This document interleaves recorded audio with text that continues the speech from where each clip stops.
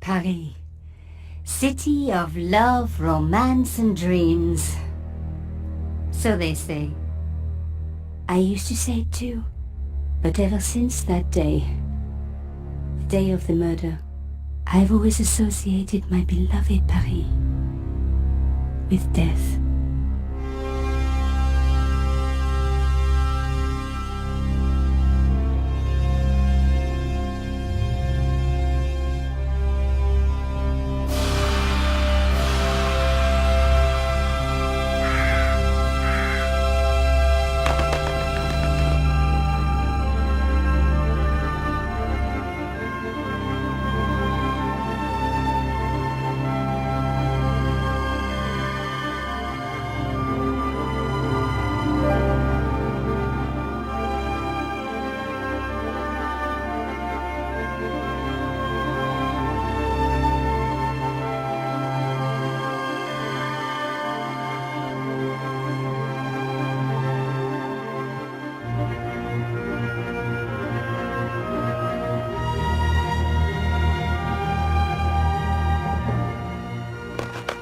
I was at home having a bath when my editor called.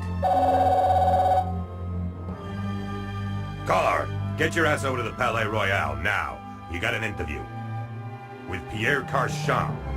Yes, the Pierre Carchon. No photos, so leave your gear at home. He asked for you personally. Don't ask me why. Anyhow, this could be big, so if he makes a pass, don't forget. Just smile, say yes, and keep taking notes. So charming and so very apt. Pierre Carchon was a media king, a national hero, and one of the most infamous adulterers in Europe. He and his wife Imelda were just one step down from royalty. Whoa, I hate mimes, but unless you humor them, they don't go away.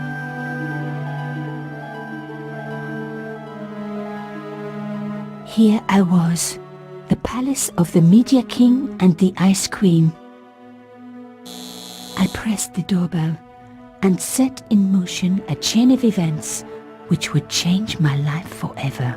Yes? What is it? Madame, my name is Nico Collard. I'm here to see Monsieur Carchon. Come up, we're on the first floor.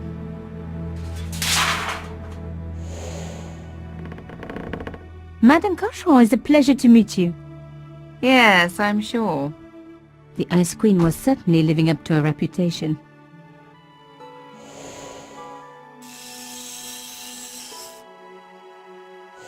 Will you be staying for the interview? Mademoiselle, I know little of my husband's business affairs, and I care even less. I certainly have no intention of watching him pore over yet another pretty little journalist. Pretty? You're too kind, madame. Ah, the talented and very beautiful Mademoiselle Collard. Such a pleasure to meet you at last. Monsieur Carchon, I am honored. Oh, I'm sure you are. Call me Pierre, please. But I do not flatter you idly. I was a friend of your father. He was a great man. My father? He never mentioned. He and I were very close. And then his death. So tragic. I must... Imelda, your damned cat's in my study again. Another Ming vase, I suppose. Excuse me for one moment, my dear girl. You journalists are getting younger each year. Perhaps it's the rest of the world getting older, madame. That was no cat. My God! What? Monsieur Carchon!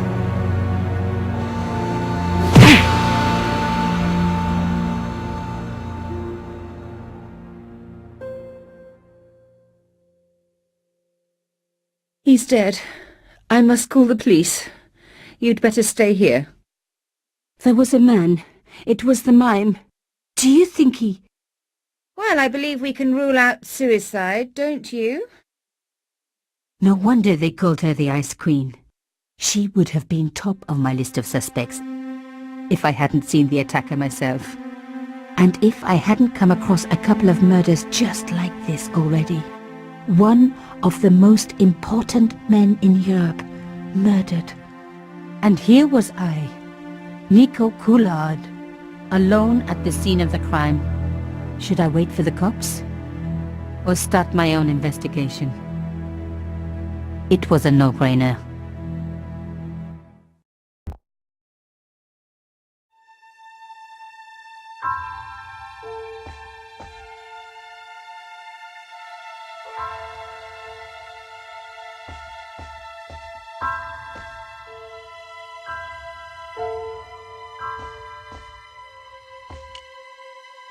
You had to end it to the Ice Queen. She's shown you her fabrics.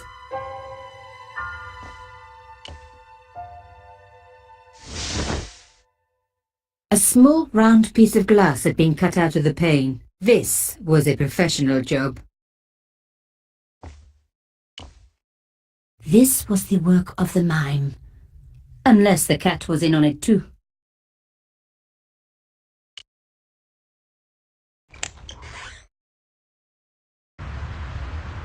The killer must have used a ladder to reach the window. He was long gone. Guess he folded that ladder up, popped it in his pocket and took it with him.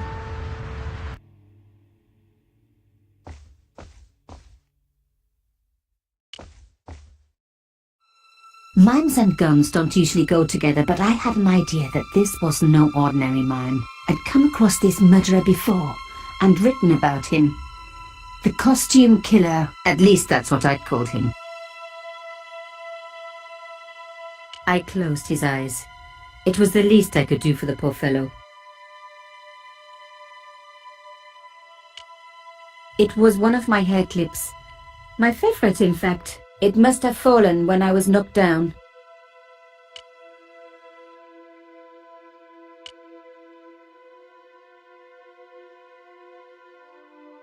Some people hate searching corpses for clues.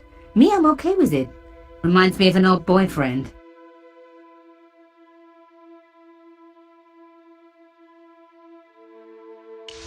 In his pocket, I found a ticket stamped Bateau de la Conciergerie. Taking the ticket meant I tampered with the evidence. There was no going back now. Carchon had been shot.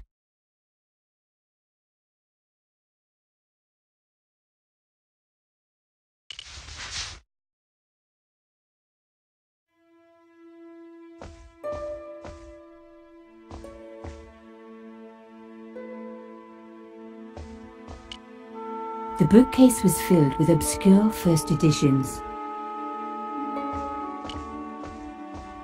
A bust of Pierre Carchon, humble servant of La France.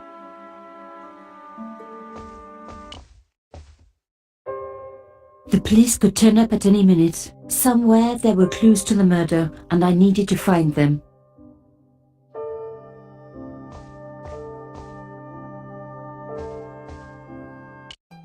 A Louis XIV table with an antique cloth.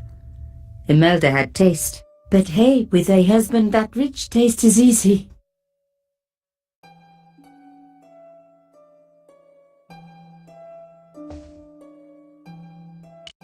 A magnificent antique table.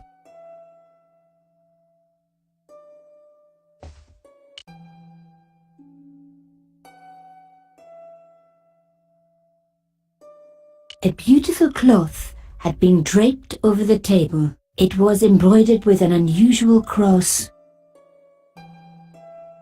I reckoned that cloth might just turn out to be useful.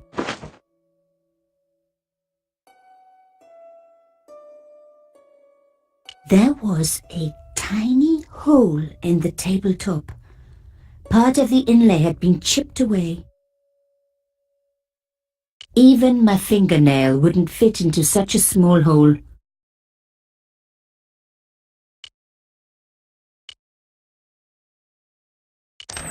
Aha! Nico, you are just so damn good at this stuff. A key had been hidden in a secret compartment. A modern key.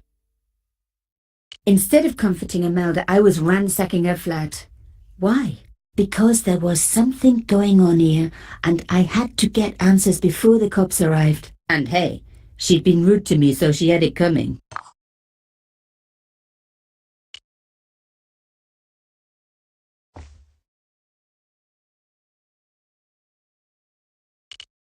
Imelda had talent, but I certainly wasn't going to tell her that.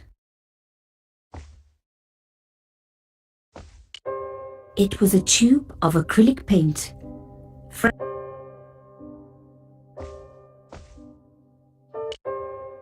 It was a tube of acrylic paint. French ultramarine.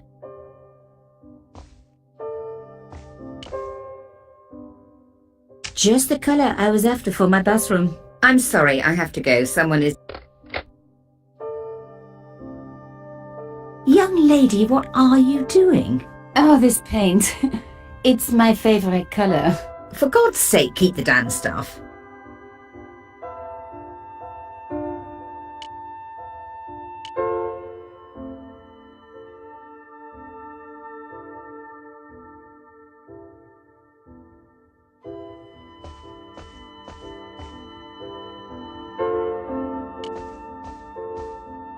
Imelda looked shocked, but still every bit as hostile.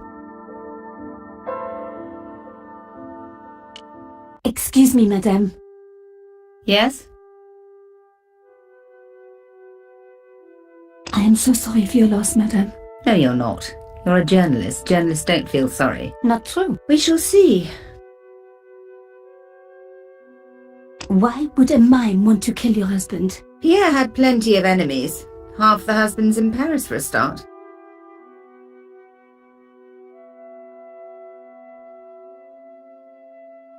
Why did your husband send for me? What did he want to discuss? I have no idea. His business was his business. He never told you anything. No, and frankly, I preferred it that way. How did your husband know my father? I have no idea. You didn't know him? Thierry Collard? Pierre knew a lot of people I didn't know, most of them women. This is quite a scoop for you. I suppose you're already inventing the headlines. Just because I am a journalist. Don't patronize me. You're all cut from the same cloth. Do you have any moral sense at all?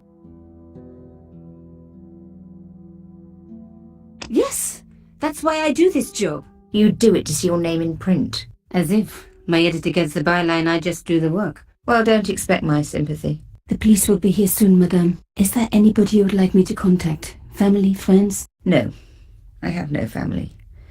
Pierre and I were... He was all I had, really. Not much, was it? The dutiful wife. That was my role. He never talked, never let me in. I know one thing, madame. What? If you want to find out who killed your husband, then you let me do the job, not the police. Why? How do I know I can trust you? Your husband invited me here today because he needed me. I think he knew somebody wanted to kill him, and he knew I could help. I doubt it was your database he was after. You're wrong. I was onto his killers already, I am sure of it. Please, you owe it to him. I don't know. All I need is a few more minutes to look around before the police come. You really do have a moral sense, don't you? I trust so few people. And perhaps Pierre really did think that you could help. Of course it wouldn't have stopped him seducing you too. Here, take this. It's the key to the drawing room next to the library at the end of the hall. It was Pierre's room. I rarely went in there. I couldn't. I was too scared of what I might find. Thank you. I promise you won't regret this.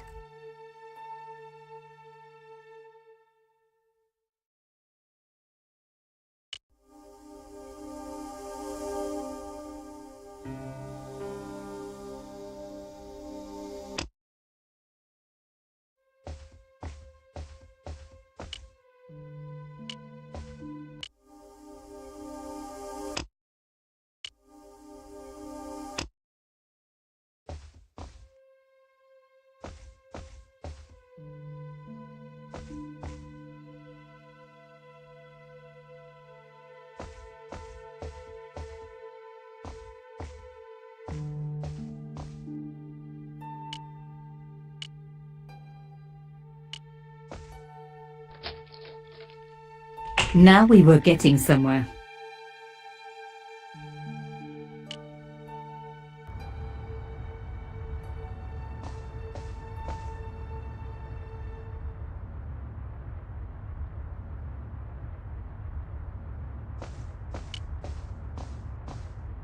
As expected, the desk was yet another priceless antique. Yawn.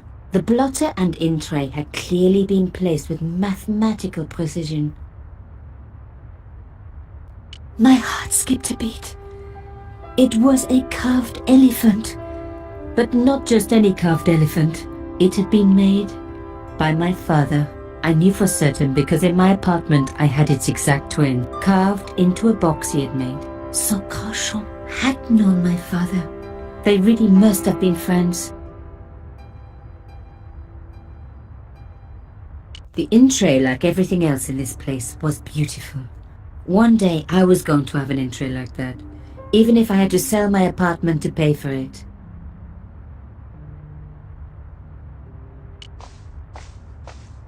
It was a sheet of blotting paper in a leather holder.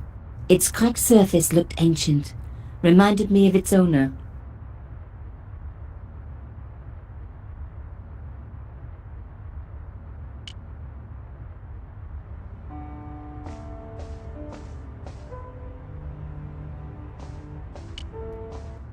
The painting showed the Carchons together, in love.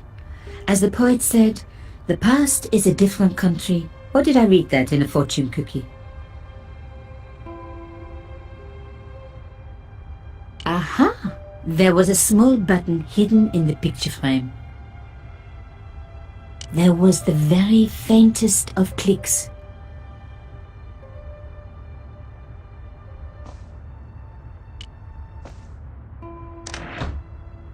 Behind the picture was a safe.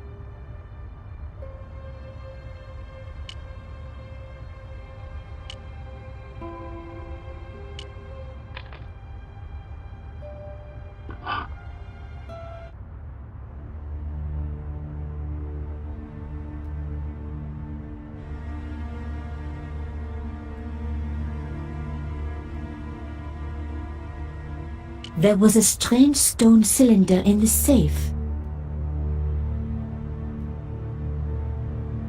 In the safe was some kind of artifact. There were strange symbols on its surface. It looked like the printer's blocks I'd made at art school. If there was one thing I'd learned about symbols, they are always important. But these symbols scratched into stone were impossible to read. I needed to find a way of printing them. At least the stone was round. But what could I use for ink? And what could I print on? Sure, I was stealing, but I knew Imelda didn't know about the artifact, and Carchon was past caring.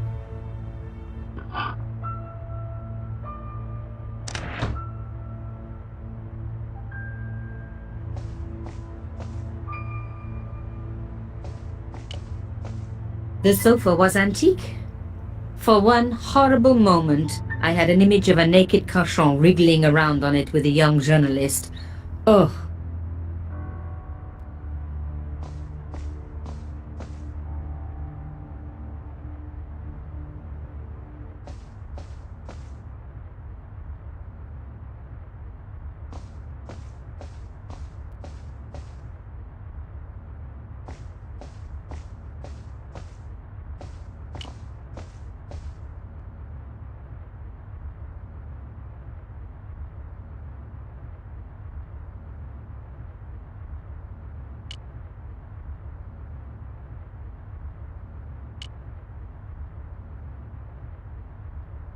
I smeared the paint all over the cloth. When I do messy, I really like to put my heart into it. I hoped this was going to help. They don't make lace like that anymore. I wiped the paint-covered cloth over the surface of the stone cylinder. It took me right back to art class at school. And Maurice, my gorgeous art teacher. Such a shame they had to fire him. Ah well, concentrate, Nico, concentrate.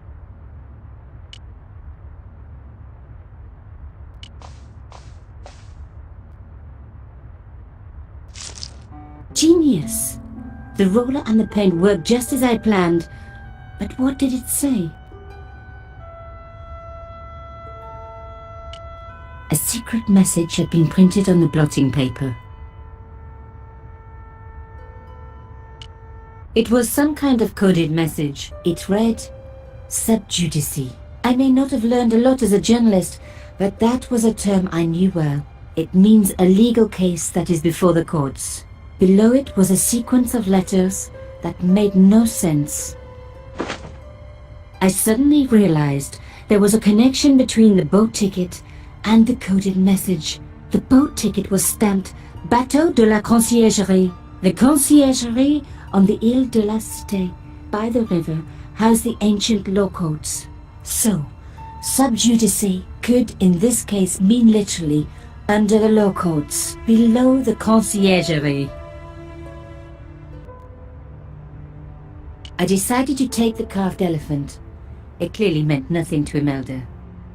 I was pretty sure I'd found all I could here. And besides, all this opulence was making me pine for my regular life of poverty. This was a huge story. It was also one heck of a puzzle with a lot of pieces missing. But I was going to crack it. And if I could just remember the name of that fancy prize you get for being an ace journalist, I was definitely going to win it this time.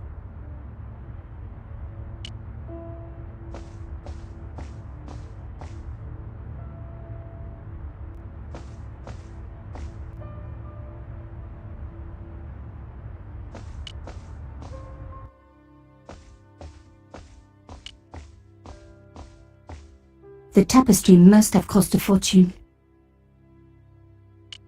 The tapestry must have cost a fortune.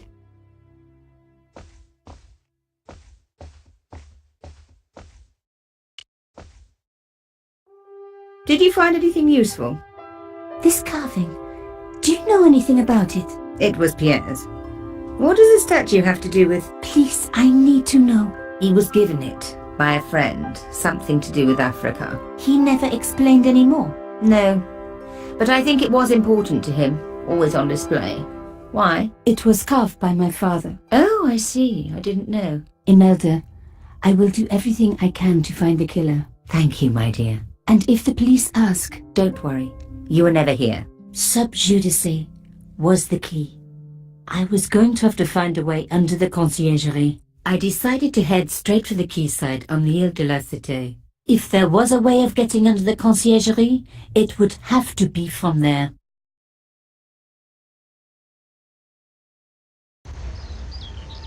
Canchon wasn't the type for messing about on the river. He was up to something down here. Something that got him killed.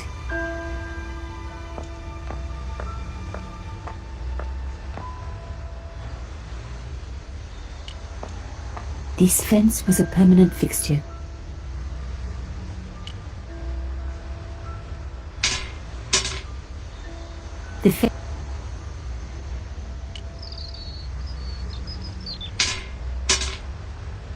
The fence wouldn't move.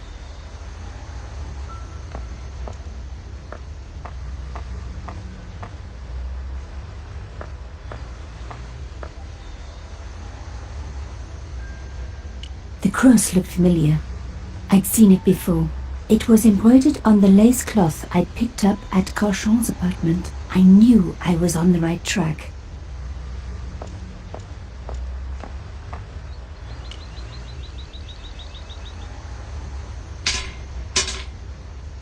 I tried pushing the fence, but it wouldn't move. A strange pair of locks stopped the latches from releasing the gate.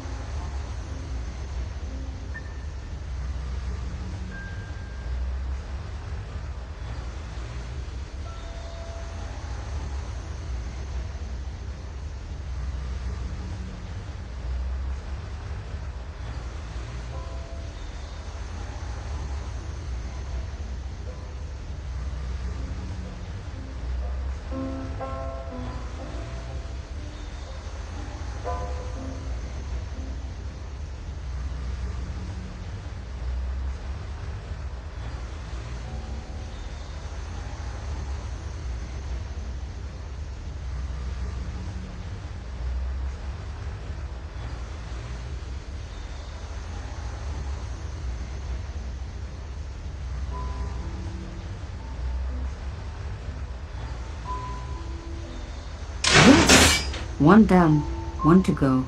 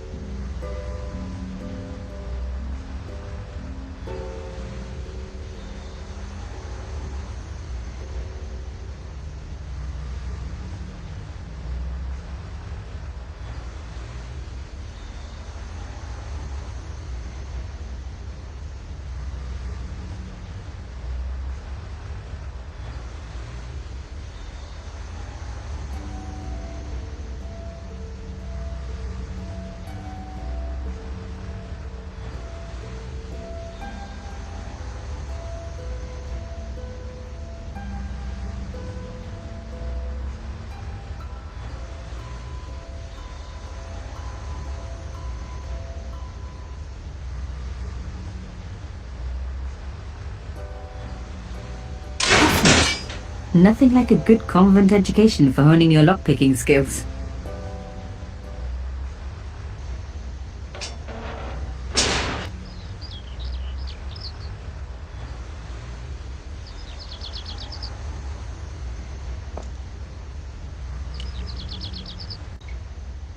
For a room full of junk, that was one very sophisticated lock system.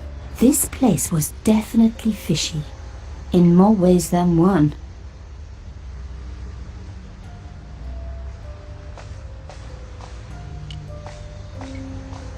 It was almost as if the fence was intended to double as a bridge.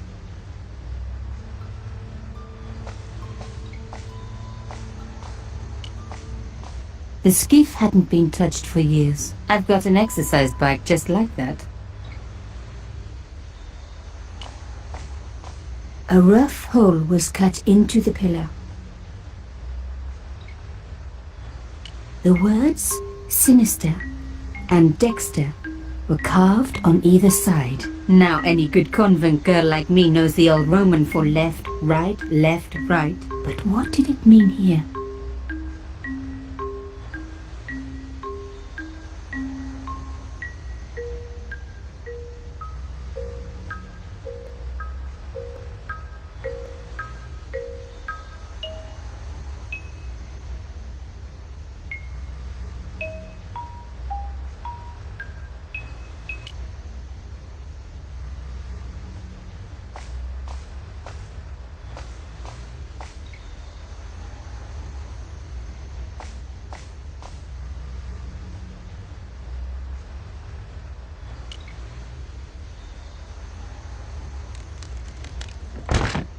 Oops.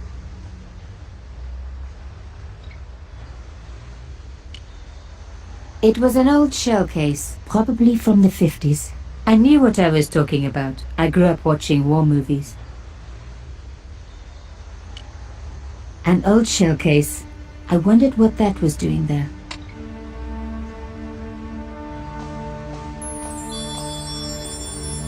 A rough hole was cut into the pillar.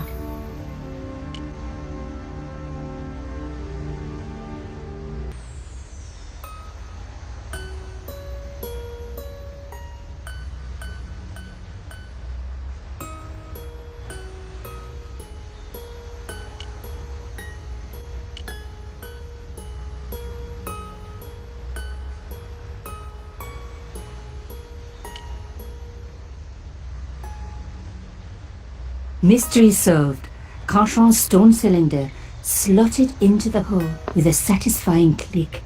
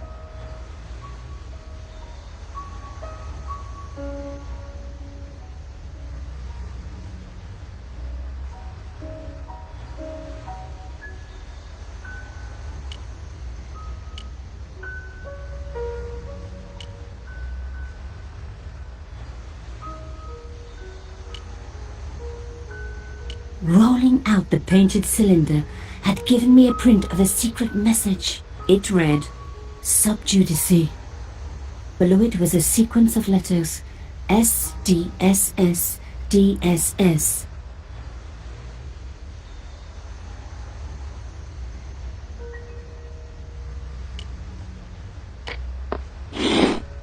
A satisfying click told me I turned it to the right position. It felt like tumblers in a safe.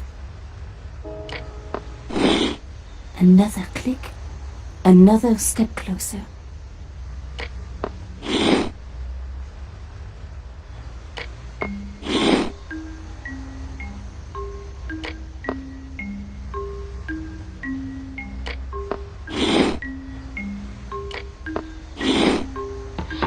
I love the sound of locks clicking open.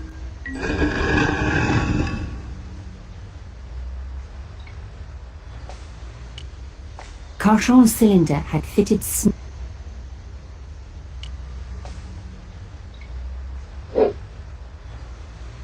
I removed the stone cylinder.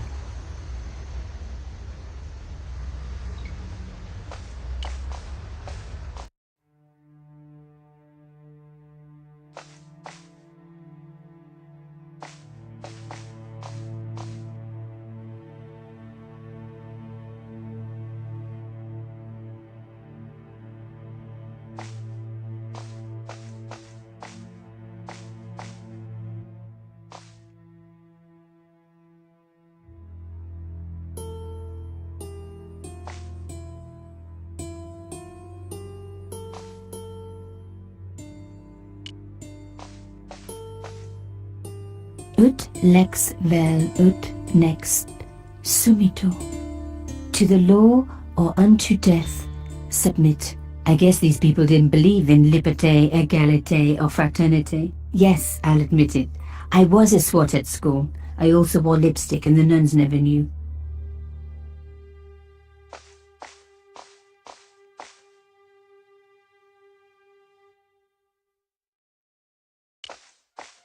The cross looked familiar. I'd seen it before.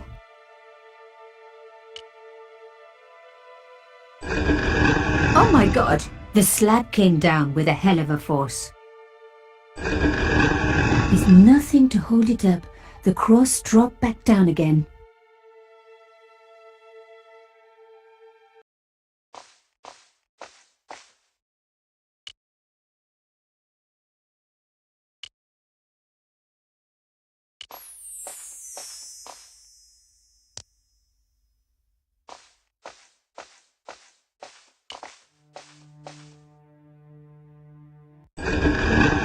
Lifting the cross closed the entrance door and also opened some kind of stone panel. Ingenious. If I was going to get a closer look at the panel, I'd have to find a way of keeping the cross up.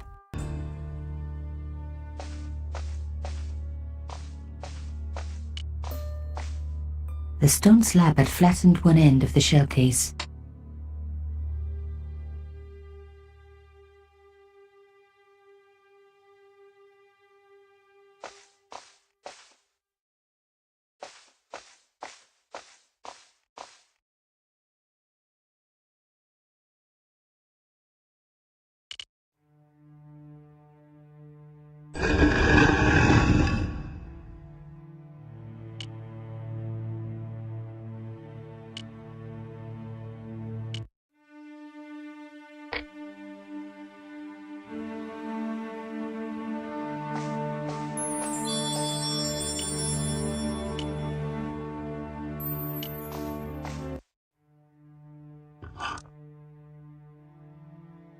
The artifact slotted into the hole perfectly.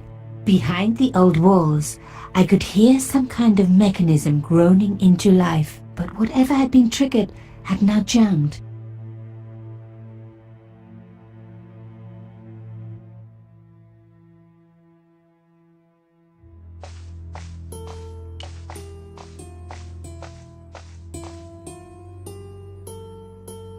The gap was too thin for me to get a grip. I needed something thin enough to prise the door open.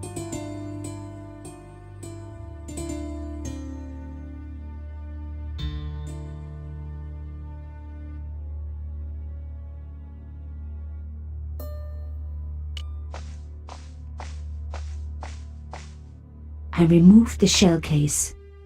The cross didn't drop back down. Some kind of mechanism was holding it up.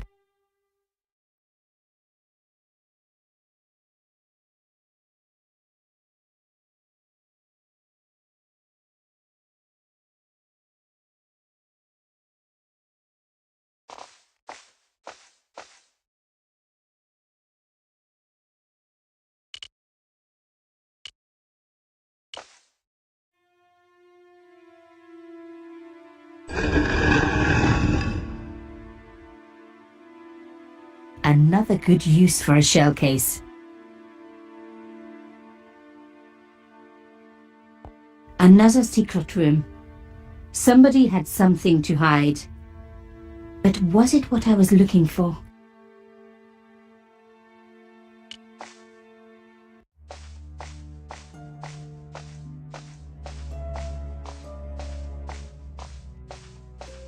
Wow! Through the darkness, I could see that this was a stateroom.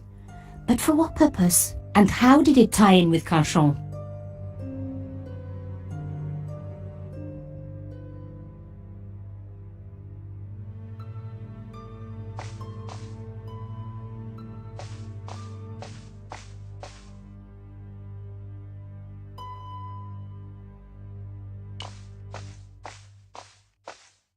It was an old circuit breaker, like something from a Frankenstein movie. Amazing! The thing still worked. The room lit up bright as day.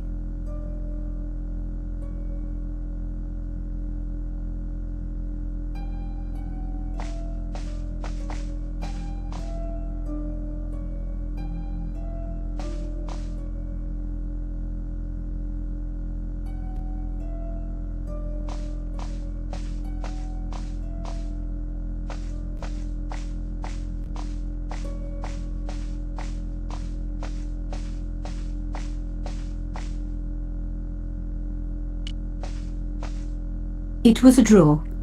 I wondered what was inside.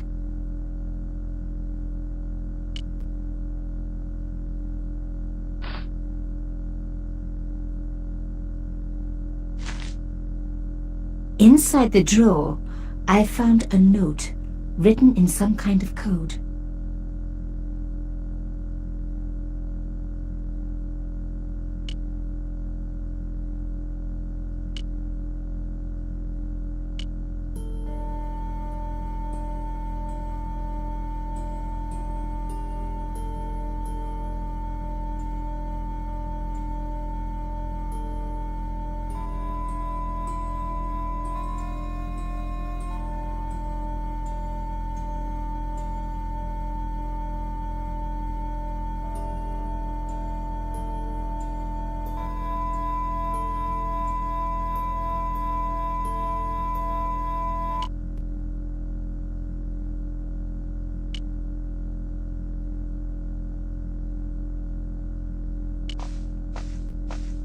It was pretty clear from the lack of dust that someone had been working very recently at this desk.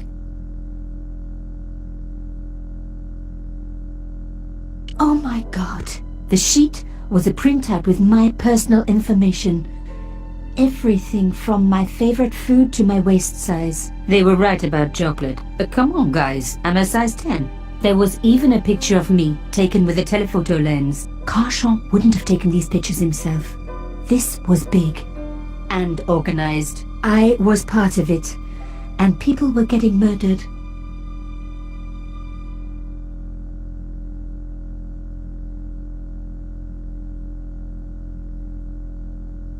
This was the article I'd written about the costume killer.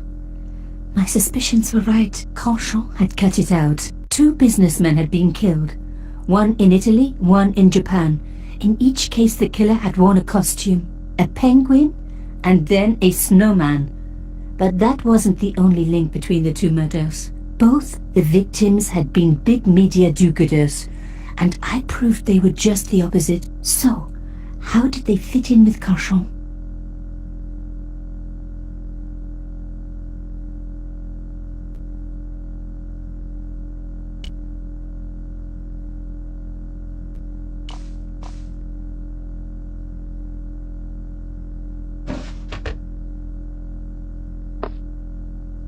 Damn, don't you just hate it when that happens?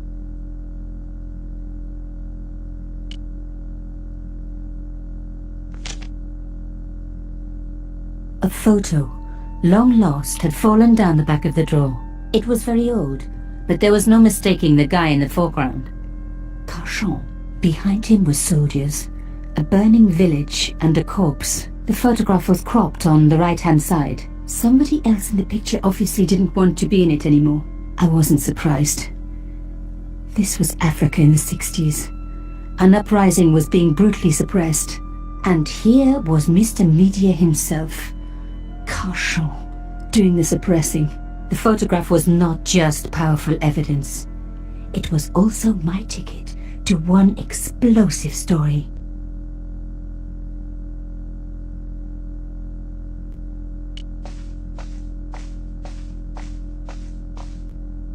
The flags had faded, but their message was still pretty clear.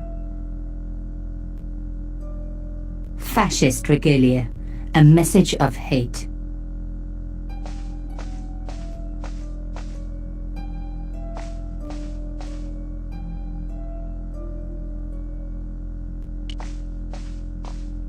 The drawer had come out easily enough, but wouldn't fit back into place.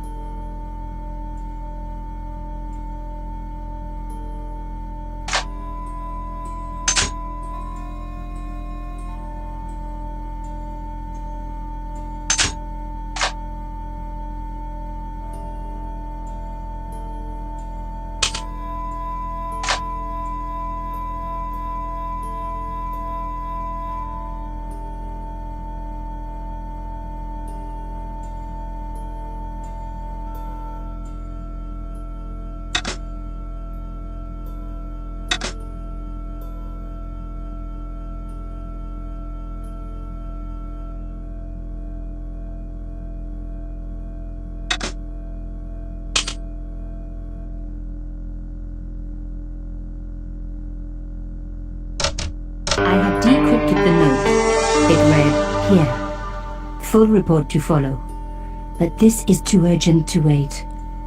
Arno and Yamada both dead. This is not a coincidence.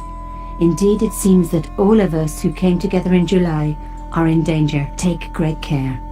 X.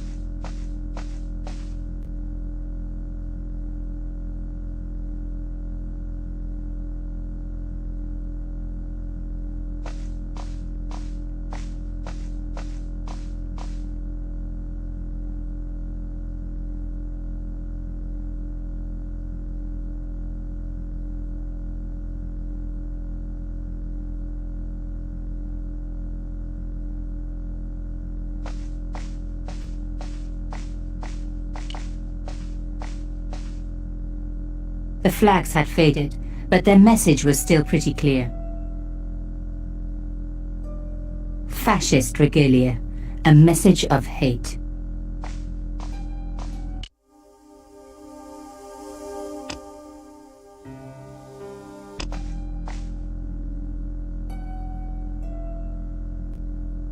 A slot next to the safe door. All I had to do was find something to fit into it. It was like being back in kindergarten. All I needed now was a shape that would fit the slot.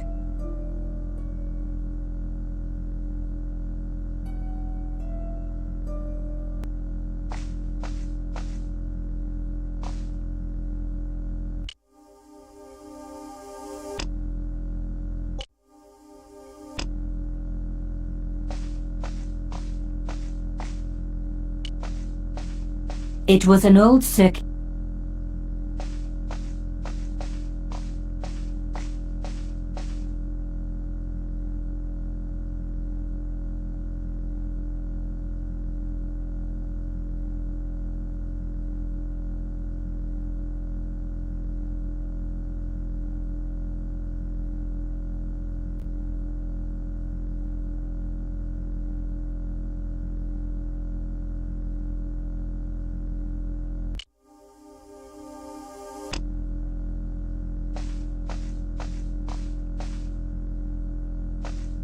I had enough for a story, an amazing story that was going to make my reputation and blow Conscience to pieces. I needed to get home fast and start typing.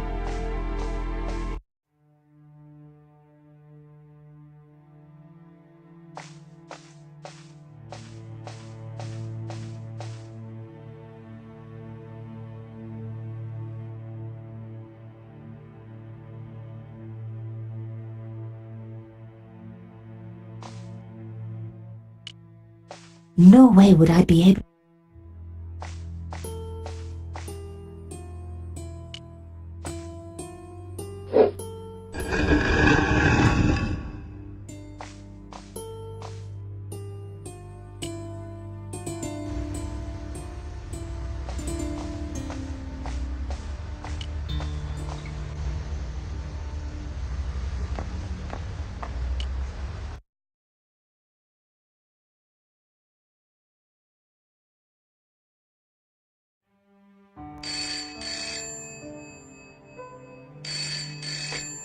Bonsoir, Collard. Nico, it's Ronnie. Hey, Ronnie, you cracked open the champagne yet? Are you crazy? What's wrong? Wait a minute. You didn't print it, did you? Of course I didn't print. That's the best piece I've written. The last, as far as I'm concerned. It's important. It's suicidal. You can't destroy a national hero. He deserved it. His corpse isn't even cold. Ronnie, 2 hours ago I told you what I'd found. You loved it. You begged me to write it up immediately. 2 hours is a long time in newspapers, Nico. Someone's got to you, haven't they? Listen up, Nicole, and listen good. Pierre Carchon had a lot of friends. Powerful friends. For your own sake. Forget what happened. You got it. End of conversation. Good night. This should have been my big break, but I knew there was nowhere else to sell this story. If Ronnie wouldn't print it, nobody would.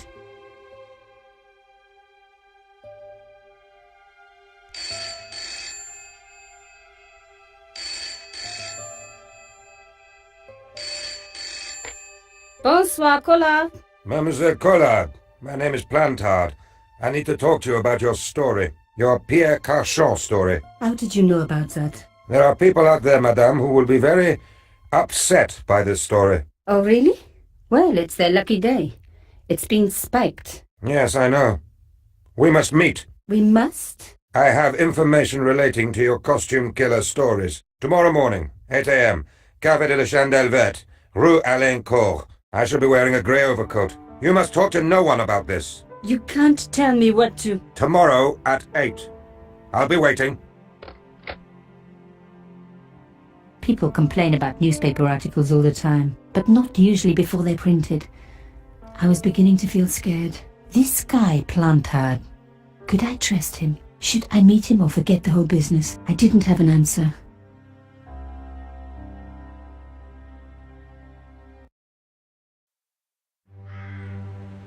I'd only been in Paris for a week, but already I'd fallen in love with the city.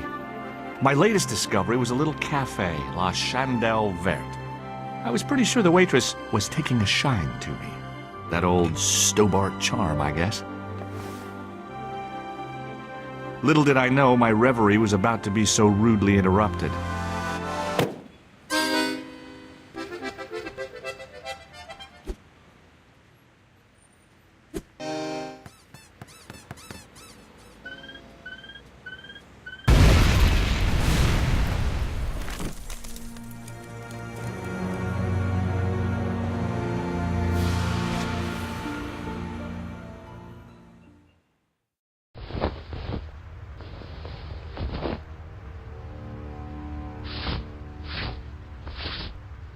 As I picked myself up, I was really angry.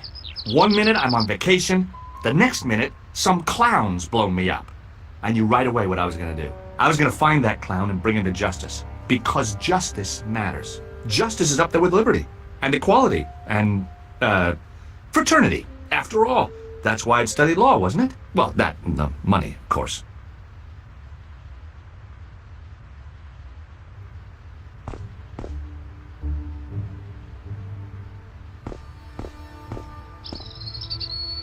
Wrapped around the lamppost was a newspaper.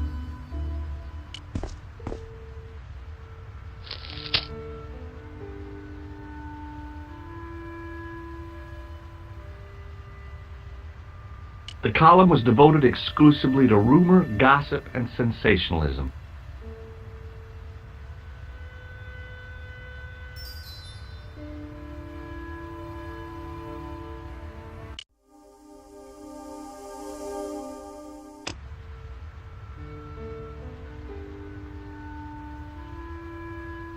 The big story was about the brutal murder of a French media magnate, shot down in cold blood. The guy oozed confidence, like a regular French statesman. I noticed the writing at the foot of the page. It read, Salah ad-Din, 1345.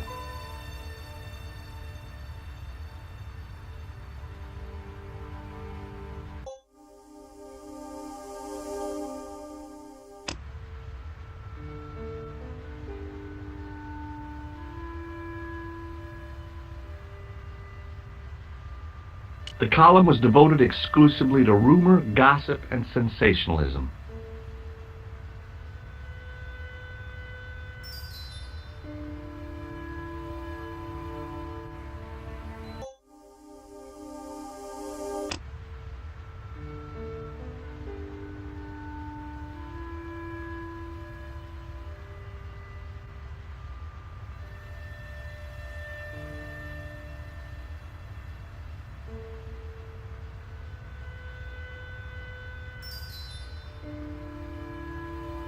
The leading article referred to the visit of a Nobel Prize winner from some unpronounceable Eastern European state.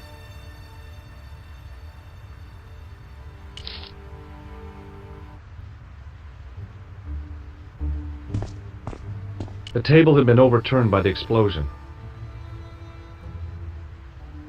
I considered straightening the table, but I figured it best not to disturb the evidence.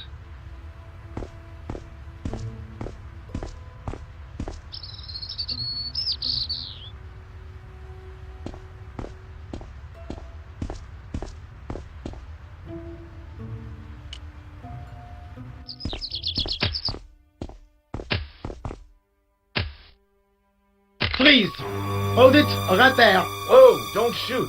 I'm innocent. I'm an American. Can't make up your mind, huh? I demand to see the American consul. Drop your weapons and get down on the ground. Put that thing away, Sergeant Moo.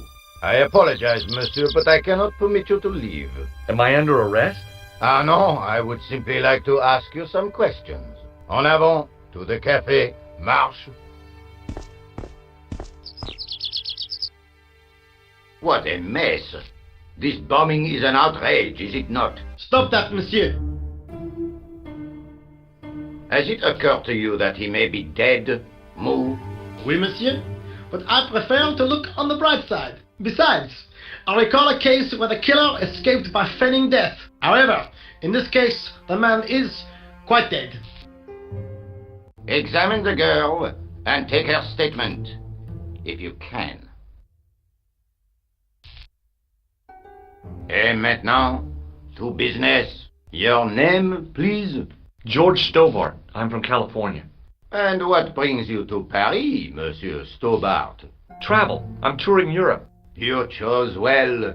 The city is most beautiful at this time of year, no?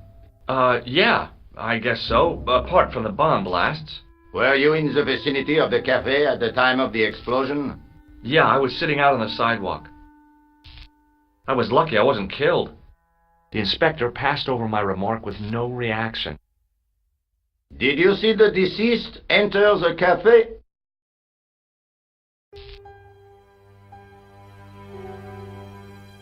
Yes, I did. Was he alone? Yeah. And did he say anything to you? No. He was more interested in the waitress. Did you see anyone else in the cafe? Yeah, there was a guy dressed as a clown. He was carrying an accordion. An accordion? Bon. The picture is forming in my mind, and it is not a pretty one. Is the girl all right, Moo? She'll live. She confirms the American statement. A clown with an accordion, no doubt an elaborate and eccentric disguise. Very well. Eh bien, I have heard enough. What do you mean? I am satisfied that you know nothing. You may leave. I hope this little incident does not spoil the rest of your vacation. What about my personal safety? Can't you at least give me some advice? What can I say? Stay alert and look out for suspicious characters. And don't cross the road until the little man shows green. Great advice. I honestly believe you are in no danger, monsieur. Should you remember anything of importance, please contact me. My card.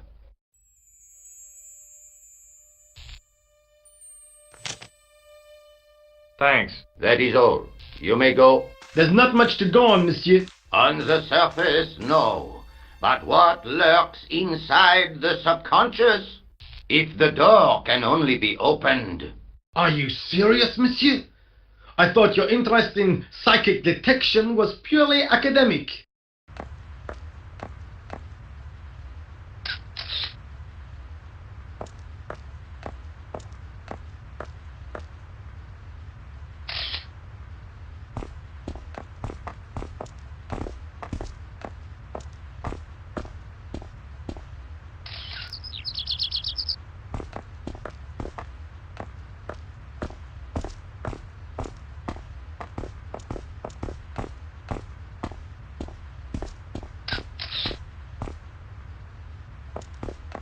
Excuse me, mademoiselle? Hi. My name's George Stobart. Oh, an American by the sound of it. Yep, that's right. On vacation in Paris. Some vacation, huh? You were here when the bomb went off? Sure was. Sat right out in front of the cafe. Did you notice a middle-aged man, maybe 60, with a hat and overcoat? I couldn't believe it. She hadn't even asked how I was feeling. Yeah, he went inside just before the bomb exploded. You weren't related to him, were you? Oh, no, nothing like that. I'm Nicole Collard from La Liberté. What is that, some kind of nightclub? Oh no, it's a newspaper. You're a reporter? I'm a freelance photojournalist. Say, you could interview me about the bombing. An eyewitness account, minutes after the outrage that shook the whole of Paris. You know, real-life drama, human interest, that kind of stuff. I'll just stick to the facts, thank you. Did you see who planted the bomb? I know it sounds crazy, but he was dressed like a clown. A clown? It's him again. Have you met the clown before? It's a long story. I have plenty of time. I don't. Who was the guy you were supposed to meet? His name was Playthough. I didn't know him, but he called me last night. He said he had a story which would interest me. He asked me to meet him at the cafe. I guess I'll never know what he wanted to tell me. Well, not unless you have Rosso's gift for psychic interrogation. I found this newspaper outside the cafe. That is not a newspaper, it's a gossip rag. It may have belonged to Playthough. So, he had a taste for sensationalist smut with right-wing bias. That doesn't tell us much. There's something written in it. Salah Eddin, 1345. It sounds like a betting tip. The name of the horse and the time of the race. What do you think? That's what I thought. But the name of the meeting isn't given. Well, so what? I'm not the least bit interested in horse racing, are you? No, but it could be a clue to the killer's next move. Do you think his next victim will be the jockey? Or the horse? She looked at me with a playful twinkle in her eye. Okay, it's a long shot. Do you know a police officer called Rosso? Rosso? Our paths have a knack of crossing. If I didn't know better, I'd say it was deliberate. Have you seen Rosso? Is he here? He's inside, attempting to question a witness with his psychic powers. That guy is weird. Yeah. Look, the inspector gave me his card. Oh, I didn't know his first name was Augustin. It suits him, I must say.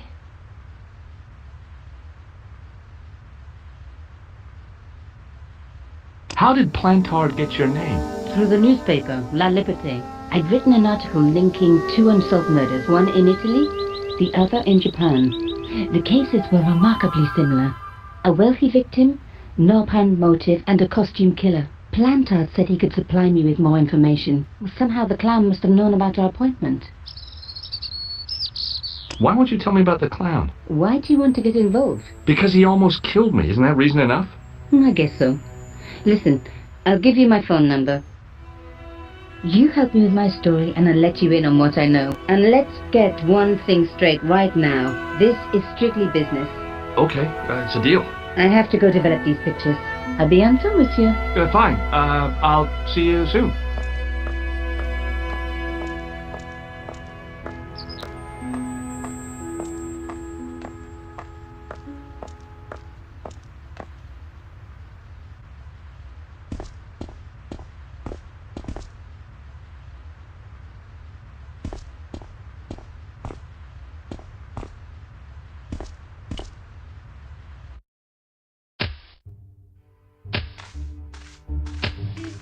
The muscular workman wore a morose expression, like a silent warning to leave him to get on with his job.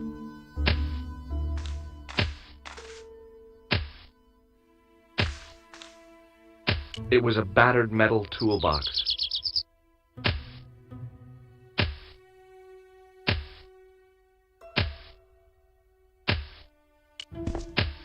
Hey, you! I thought you'd been arrested. Nah, it was a misunderstanding. When he pulled that gun, ka! I thought that was it. Those automatics fight quite a punch, you know? He made a mistake. He thought I was a terrorist. You? A terrorist? Ha! He was only doing his duty, I guess. Did you see a clown come by this way? A clown? Like in a circus? Yeah, with makeup and a big red nose. Ho! Those guys are funny, aren't they? Not in my experience. I love the circus, especially the horses. You haven't answered my question. Have you seen a clown? You think I've got time to watch everyone who passes by? Some of us have to work for a living.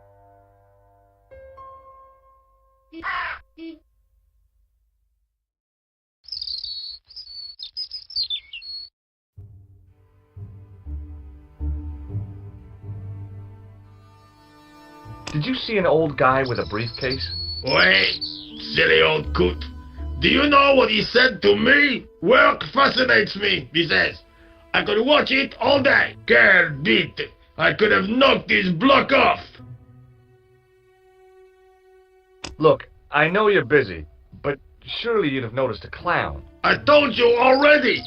I didn't see a thing. He was wearing multicolored baggy trousers and makeup. He'd be a poor sort of clown if he didn't. Did you recognize the old man? No. Should I have done? Was he a celebrity? No, but I guess he is now. His name was Playthough. Was? He's dead then? Yeah. That's too bad. Now I wish I hadn't called him what I did. If only I could turn back the clock. If only I'd been more tolerant. Regret and remorse are strange emotions. They really bring out the hammiest actors in people. Listen, I have to find that clown. He's a killer. Say, who are you anyhow? A cop? No, of course not. I mean, do I look like a cop? No, but you act like one, sticking your nose in where it's not wanted. How do you know this guy's a killer? Did you see him in action? Didn't you hear the explosion? The cafe was blown up. I wondered what that bang was. Any bodies?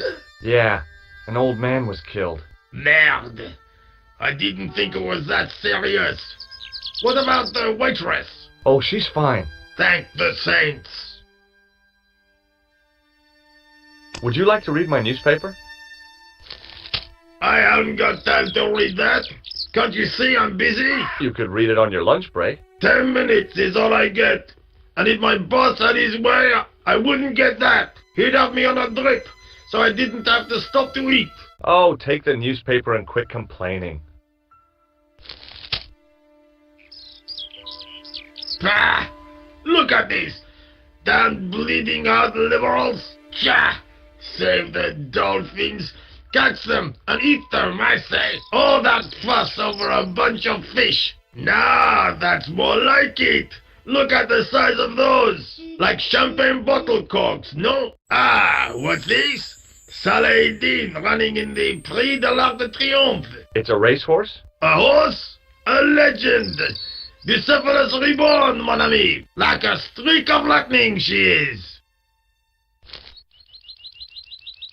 Do me a favor, won't you? Keep an eye on my hole. I'm off to put some money on that nag. What about your toolbox? Stuff it. Help yourself.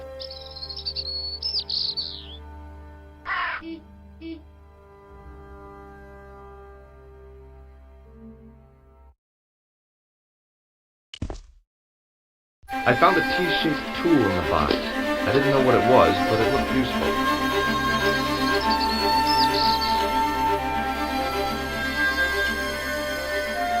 It was a huge and weighty-looking engineer's telephone.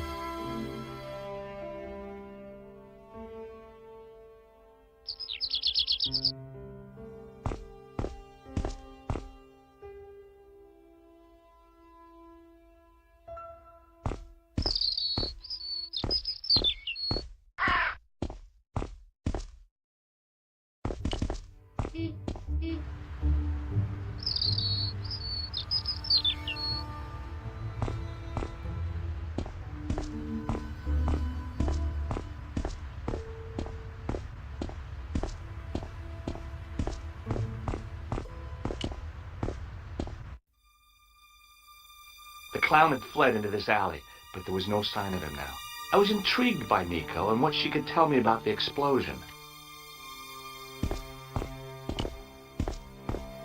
It was an iron cover concealing the entrance to a drain or sewer. It was a plastic crate. There was nothing of interest.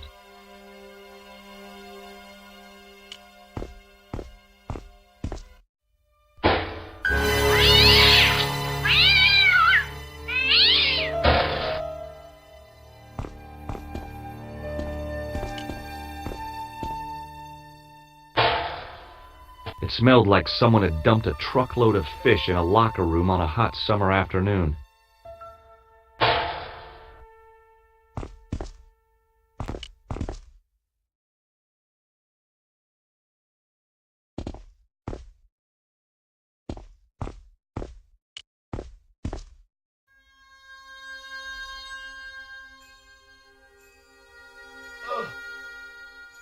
The cover was too heavy and awkward to lift with my bare hands.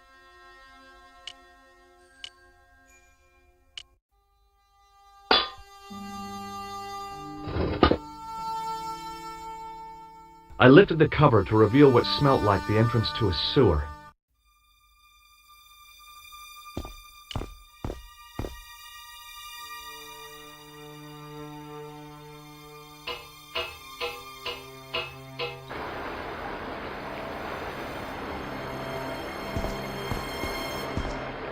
It was a shiny red plastic ball, sat incongruously on the slippery green-slimed floor.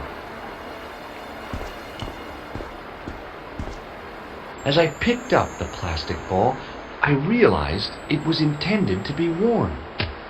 It was the clown's red nose.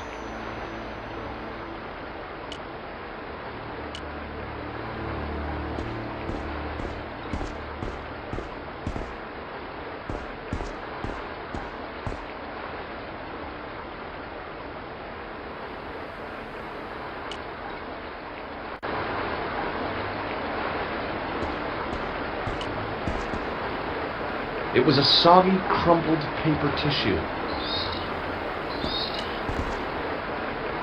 I scooped up the sodden tissue. It was cold and greasy, like breakfast leftovers.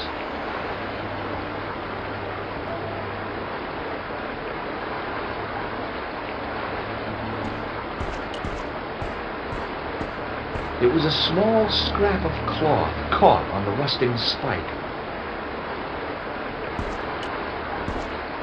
I took hold of the scrap of material and unsnagged it from the spike.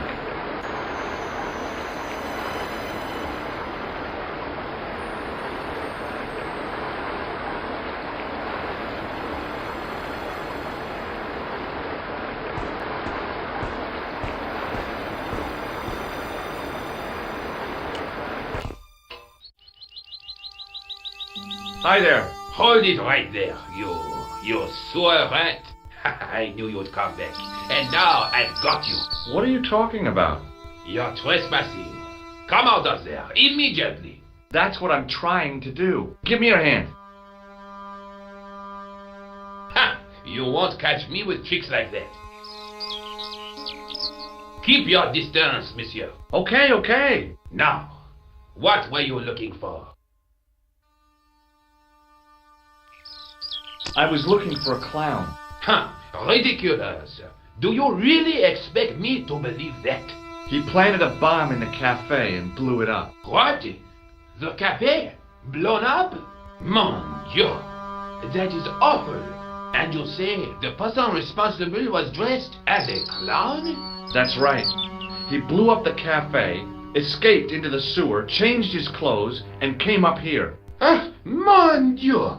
Then, the man I chased, do you think that man and the clown are one and the same? Well, yes, it had crossed my mind. Ah, that still does not explain what you are doing down the sewer.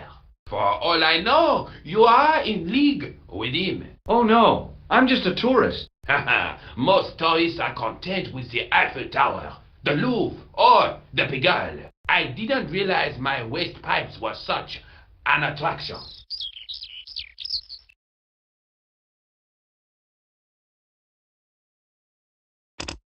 Perhaps you'd like to take a look at my card?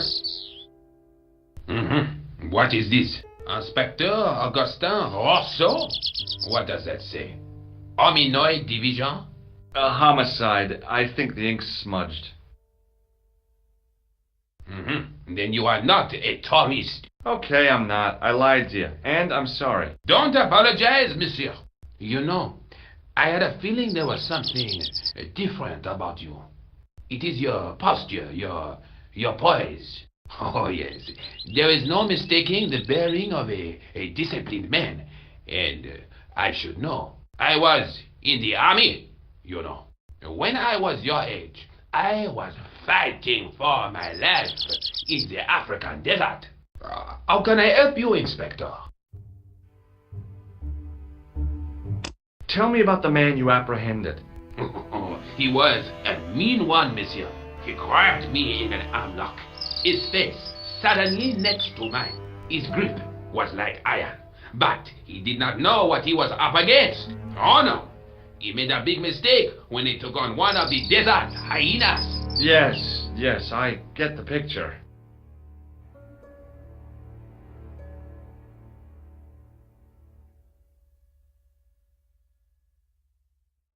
Does the name Plantar mean anything to you? No, it doesn't. Do you know the waitress at the cafe? You can't suspect her, surely. Just answer the question, please. Yes, I know her. Quite well, you could say. She came to work at the cafe 7 months ago. I look forward all week to the relief she gives me when she visits. Really? So you'd miss her if she wasn't there? Oh, mais oui. Who else would I find to cut my toenails? Was the guy you saw carrying a briefcase? Why, yes, he was.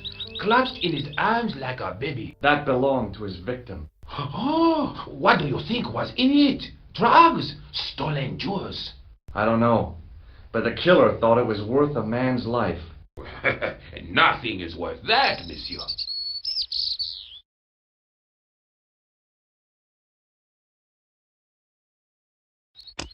Does this piece of material mean anything to you? That is the same cloth as the jacket I found. I'd recognize that pattern anywhere. Now, about the jacket you found. Do you have it here? No, monsieur. One of the sleeves was badly torn, so I sent it for repair. A pity, because otherwise it was a fine piece of quality tailoring. It had the tailor's name inside on the label. Where did you send the jacket? I gave it to an itinerant Romani seamstress. Just my luck. Was there anything in the jacket pockets? Not a sou. You know what I think? Do tell me. He changed out of the clown suit and cunningly disguised himself as an ordinary person. Looks like I'm up against a mastermind. What was the name on the label? It was a foreign name. Todrick, I think. Did you get the address? There wasn't one, monsieur. Only a telephone number. Well, I don't expect you to remember a phone number you've only seen once. 74 98 08 59. You're kidding. That's his phone number? Yes, that is a little trick with numbers that I learned in the desert. I was taught the technique by a Tuareg shaman. That's incredible. It comes in handy at the supermarket checkout. Do I get a reward? Honesty, monsieur, is its own reward. Then I'm glad I do not rely on honesty to pay the bills.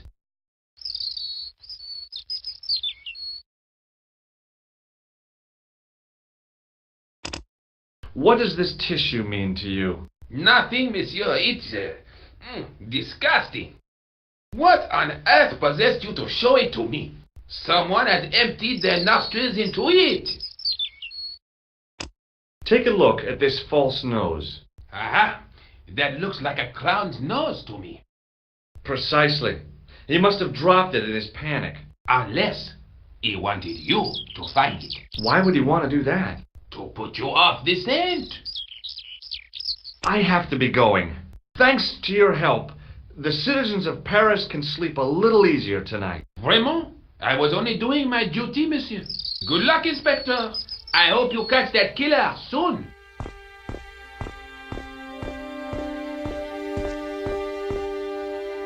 So the clown had escaped into the sewer, come up into the courtyard, and then slipped back into the street here. It wasn't much, but it was more than the cops had done.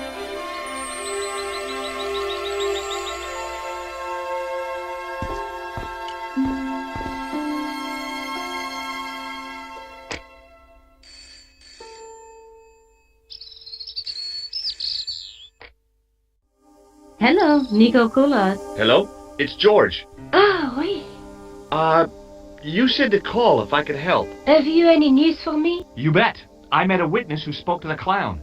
And I know where the killer gets his suits. No kidding. Hey, I'm impressed. You are? Well, it wasn't easy. Look, why don't you come here to my apartment later this afternoon? Fine. Where do you live?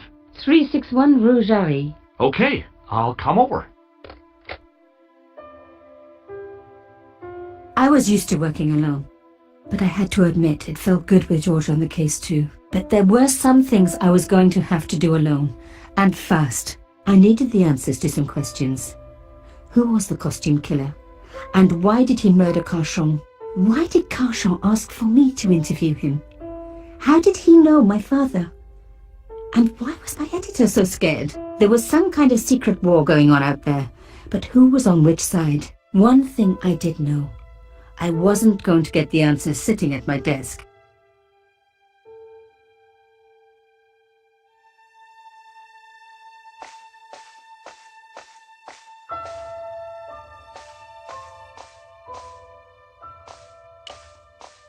No messages for me.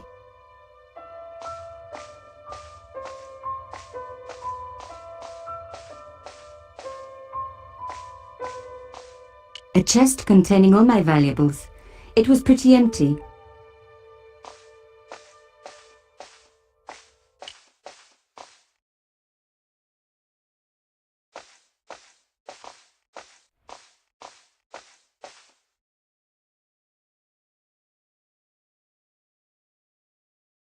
It was my neighbor, the so-called psychic. Mademoiselle Collard. Oh, hello there. Don't tell me. I'm going to meet a tall, dark man. No, I don't think so. Why would you say that? Oh, just a wild guess. Anyway, your cousin's female and very pretty. What? Your cousin from Marseille. How could you forget her so soon? She was only in your apartment yesterday. Ah, really? Such a charming young girl. Isn't she? And in my apartment, you say? She let herself in, of course. She's got a key. Suddenly, everything made sense. My apartment had been bugged. That was how Plantard knew all about my article. How did I know? Because the only cousin I have is a sweet little guy called Jean-Marc, who runs a patisserie in Le Touquet. These people were determined, which meant they were also very dangerous. I suppose she'd forgotten which apartment was mine. Oh, Miss Collard, you're a mind reader. That's just what she said. Oh, I bet it was. Well, I'd better be going. See what my sweet cousin's been getting up to. Au revoir, mademoiselle.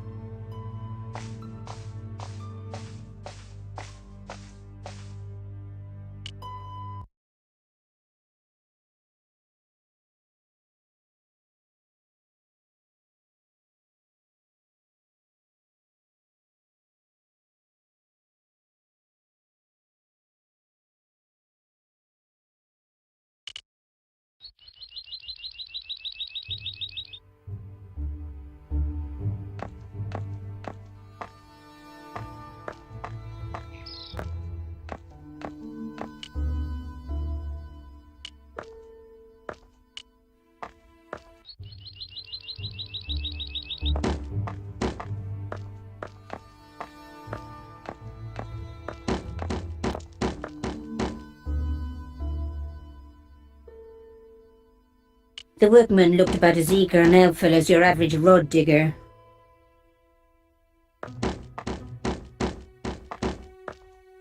Hello, could I ask you some questions?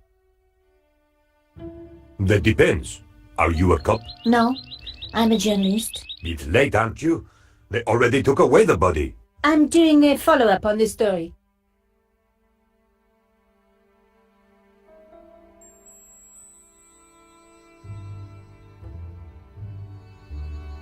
Tell me, are you related to the workman I saw digging the hole? Don't talk to me about flopage. Pah! Okay. He just won a fortune on the horses and he won't give me a cent. Well, it's his money. When he was broke, he was happy to touch me for a loan. Brothers should look after each other, he used to say. He's changed his tune, now he's brassed up. You're doing a fine job. Damn right I am. You should be writing about me, Not that idiot that got blown up. The heroes who pick up the pieces when disaster strikes. Exactly. Well, give me your best smile and maybe I'll put your picture in the article. Oh, right. Just give me a minute to do my hair.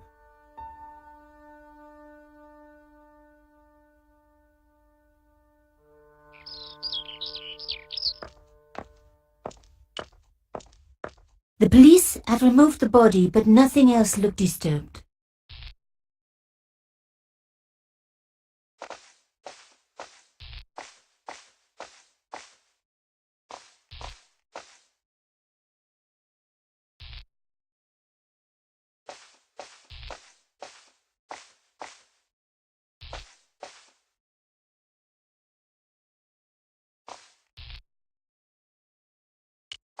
One piece of glass survived.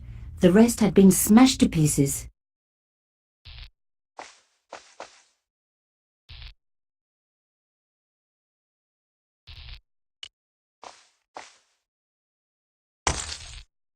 Oops! Stupid thing.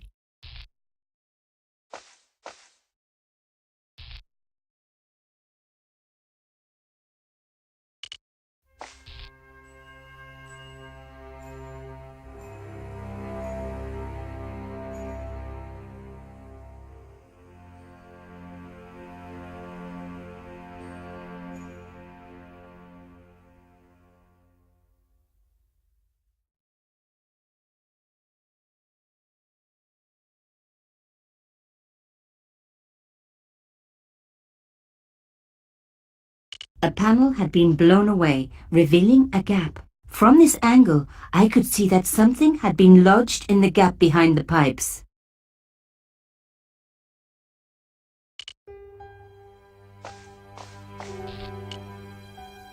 Behind the table were some damaged pipes.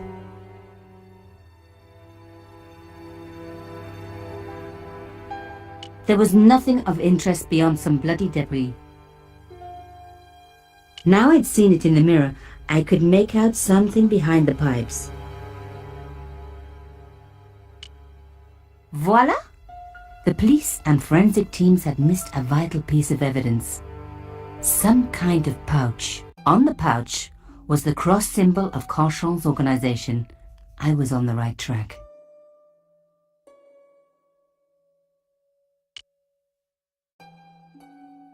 On the pouch was the cross symbol of Carchon's organization. Inside the pouch were two items, a strange metallic artifact and a letter in some kind of code. The artifact had a sword laid across scales. There was a picture of Lady Justice on the locked panel in the room below the conciergerie. So, Plantard was involved with Carchon.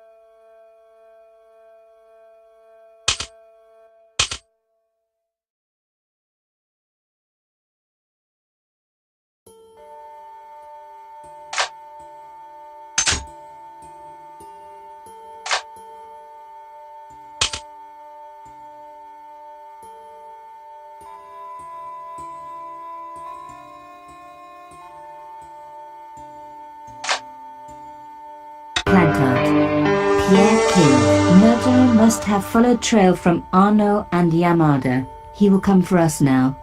We must be vigilant. Thierry's girl broke into Pierre's safe.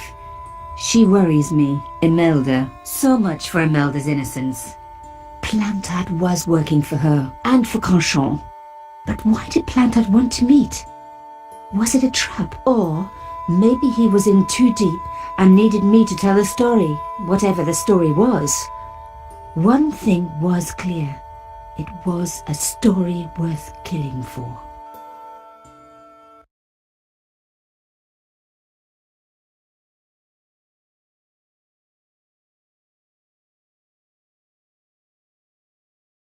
Another coded message using the same cipher system. So, Plantard was involved with Cauchon. Plantard.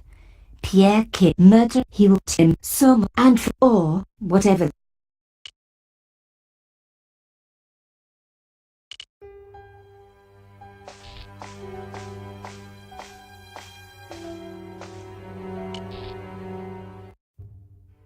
Hey, what about my photos? Oh, of course. How could I forget? Well, I'm waiting. Get your camera out. Camera. Oh, I forgot. It broke. Alors, they should never send a woman to do a man's job. Well, this woman had fooled him easily enough. And found the evidence the police had missed.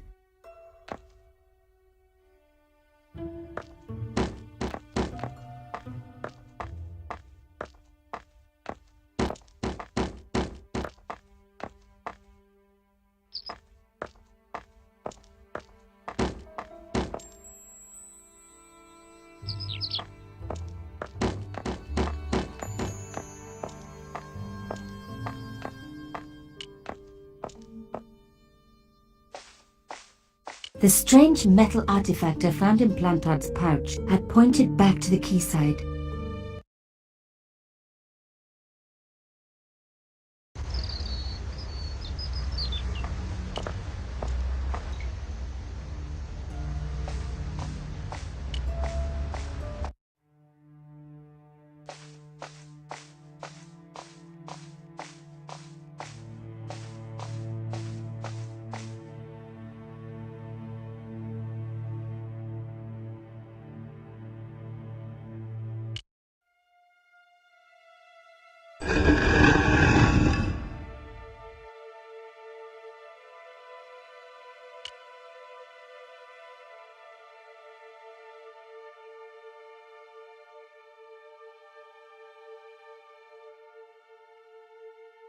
The shell case had been flattened at one end, forming a serrated edge.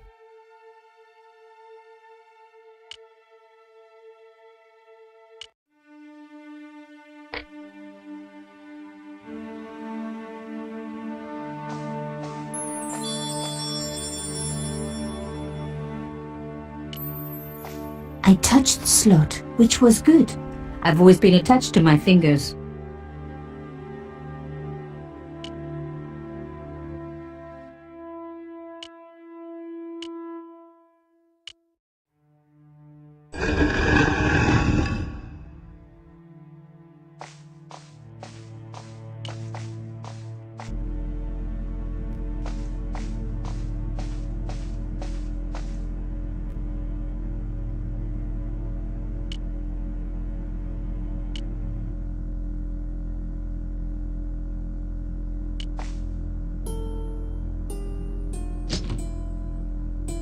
Plantard's key fitted the lock, so he must have used this place too.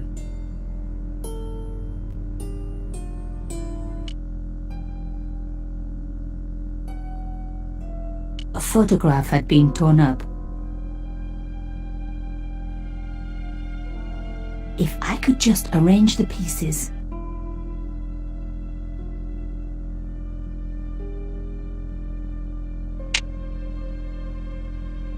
Oh my God, it can't be.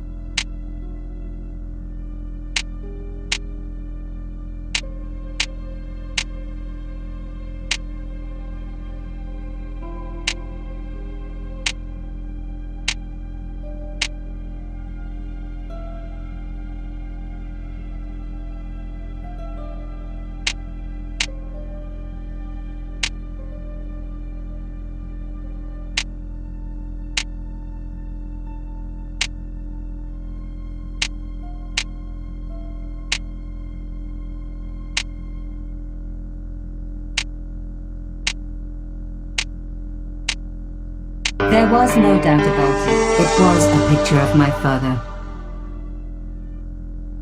Papa, oh God. After what I'd gone through, I thought I could face anything, but not this. My father, the one person in the whole world who I truly admired, standing with Crachon while those murderers carried on with their evil work. My father, grinning at the camera. I couldn't believe it. I realized that I desperately needed to get to the bottom of this story, and that I really needed George.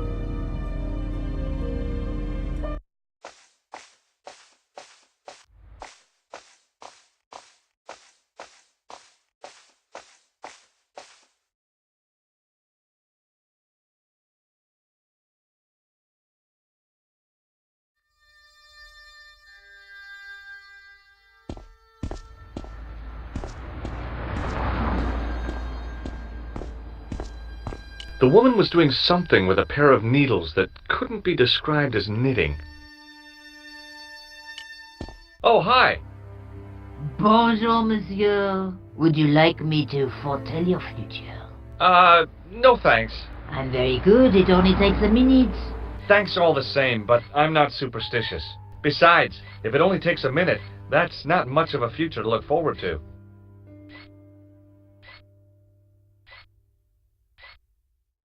Are the flowers for sale? Oui, monsieur. Okay. I'll take a bunch of those white ones. I wouldn't do that if I was you. No? They are lilies, monsieur.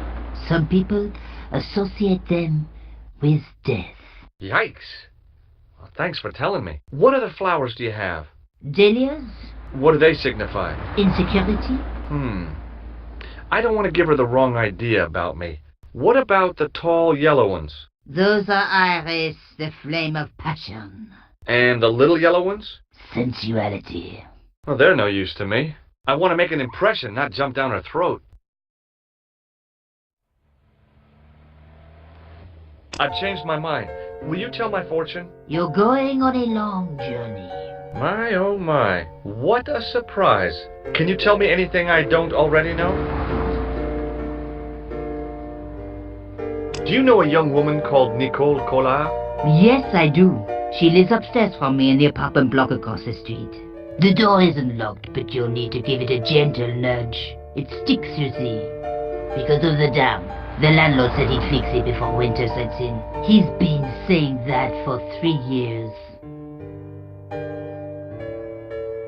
How long has Mademoiselle Collard lived here? A few months. She's in for a shock when the cold weather comes. Drafty windows, insufficient heating. It's a struggle to keep warm. The only reason I stay is because the rent is cheap. Your young lady, she deserves better. I thought Mademoiselle Collard was a successful photographer. Not as successful as she makes out for all her fine clothes. Oh, I've heard her crying herself to sleep at night. That's awful. Now don't you let on that I've told you. She's proud, that one. Too proud, if you ask me. Have you seen anyone out here watching Mademoiselle Collard's apartment? Yes, I have. A strange man. Tall and thin as a broomstick. He kept his face hidden, but I saw his eyes peering from evil little slits. How was he dressed? A long brown raincoat with an hat. Or like Humphrey Bogart? Yes, but he didn't have Bogart's charisma. Besides, this guy looked like he needed a toilet. You never saw Bogart clenching his buttocks like that. Is there anything else you can tell me about Mademoiselle Collard? No, monsieur. How does this fortune-telling routine work? If I knew that, I wouldn't be selling flowers for a living. Haven't you ever wondered why you were blessed with the gift? Well, it's a bit like satellite television, I suppose. Some of us are born with a built-in receiver dish. I just happen to be one of the lucky ones. Can you really foretell the future? Only time will tell, monsieur. The strange thing is, I can't seem to see myself in the future. Other people, I have no problem. But when I try to see what might happen to me, nothing. That must be scary. Maybe. I figure it's a kind of natural safety mechanism. Either that, or I don't have a future. Do you recognize this nose? Non, monsieur. See you later. That's right, monsieur, you will.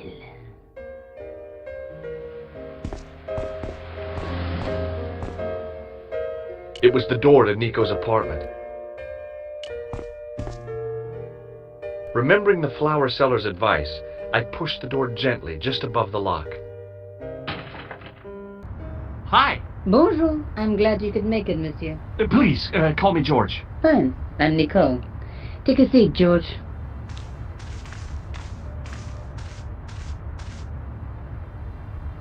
A beer? And what have you been up to? I've been exploring the sewers underneath the cafe. I thought I could smell something bad. The clown used the sewer to escape and to change out of his costume. I guess he was in a hurry. He left his jacket behind. And? I got his tailor's phone number. You had better luck than I did. Luck, she said. Luck. Hard work, I'd call it. What happened? My editor told me to drop this story. Can you believe it? But you're not going to do that. Oh no. I'm going to find out what's behind these killings. It just doesn't add up. It almost feels like some sort of conspiracy. The police in 3 different countries have kept very quiet about the murders. The press don't connect them at all. They blame them on political, religious or militant minority extremists. Well, that covers just about everyone. Tell me more about the clown's previous victims. The first was Arnaud Bellotta, the millionaire pharmaceutical baron. He made his money from amphetamines in the post-war slimming and diet boom. Imagine it, millions of housewives literally speeding their butts off. The only witness in the case was his Filipino au pair. She swears he was lured to his death by a snowman. What about the clown's second victim? Yamada, the controversial Japanese politician. He inherited his fortune from his father's electrochemical consortium. How did he die? At the hands, or should I say flippers, of a giant emperor penguin. A snowman, a penguin, and now a clown. I had been about to add mine to the list, but stopped myself. I really didn't want to have to explain to George about my father's involvement with Cauchon. You know, I hate to admit it, but this is scary. And I'll tell you this, I will not be accepting any invitations to costume parties. I don't blame you for being scared. I am too. But this story could be my only chance for a big break. Or an early death. Tell me more about yourself. There's nothing much to tell. Well, how'd you get into photography? I guess I owe that to my father. He bought me my first camera. I was 8, and my parents had just split up. Did you live with your father? Yes. My mother went off with her new boyfriend. I didn't mind. Papa was all I needed. 4 years later, he died in a plane crash. Oh, I'm sorry. It's all right. I don't mind talking about him. He was more like an older brother, really. Always joking and laughing. Papa always wanted me to study art. That's why I went to college. Did you learn about photography at college? God, no. I couldn't afford the materials. We were billed for everything we used. Paint, canvas, paper. Most of my year turned to minimalism. It was cheaper. I used to go poaching in the park for squirrel hair. The only time I wasn't hungry was the term I did printing. I used to eat the potatoes. You're making fun of me, aren't you? Oh, no. I found this false nose in the sewer. Hey, what's this inside it? The contents of someone's nose? Don't be cross, George. It says La Risée du Monde. Masks and costumes. It's a costume shop near the Gare Saint-Lazare. I'll check it out. Maybe the owner remembers who hired the clown costume.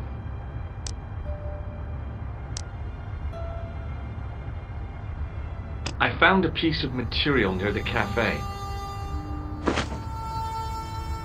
When I showed it to the concierge, he recognized it right away. It's very distinctive, all right. Just wait until you see this.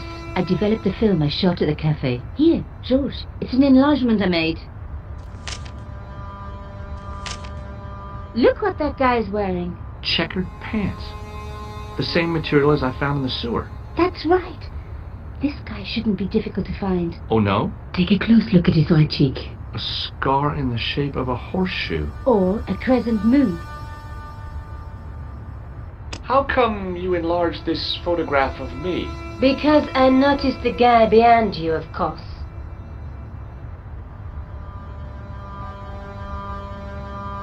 I have to go. Okay, I'll see you later.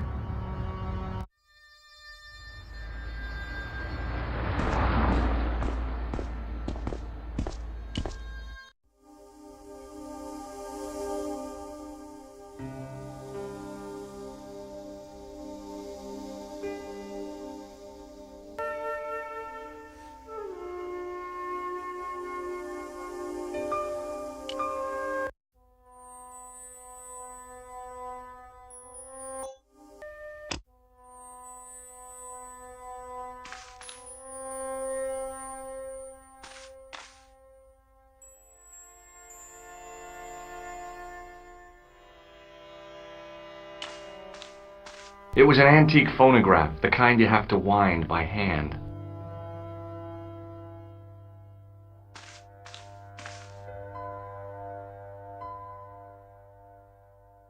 The guy's spoon-shaped face was mournful and humorless. He looked like a vegetarian in a slaughterhouse. Excuse me? Bonjour, monsieur. Please, come in. Welcome. Leave the mundane world behind, for in these four walls, fantasy is king.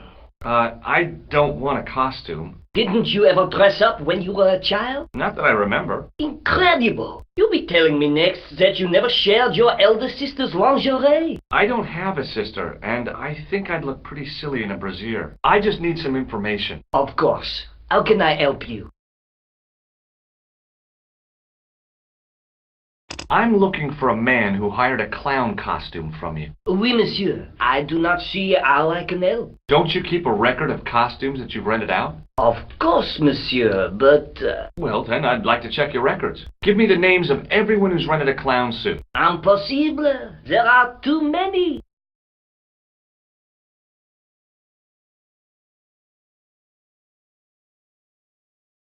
Have you heard of a man named Playthough?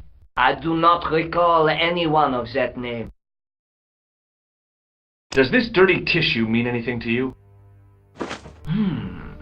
Let me smell that. Bestheimer's number 7 white pancake. Theatrical grease paint, right? Oui, monsieur. La crème de la crème of Thespian accoutrement. Have you sold any of it recently? Yes, 2 cans. Do you recognize this man? Ah oui, he was here this morning. That is the man to whom I sold the grease paint. I remember the scar on his face. He chose 2 costumes. Bozo the clown and Seamus the pixie. A pixie? Very smart. Green silk with a taffeta lining. He gave me his name as Monsieur Khan.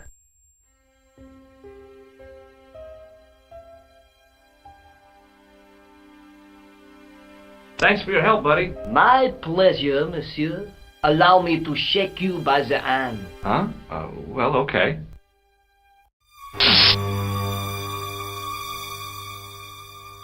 What are you trying to do, kill me? You did not find it amusing? I never saw the funny side of electroshock therapy. Eh bien, it is yours to keep. A gift?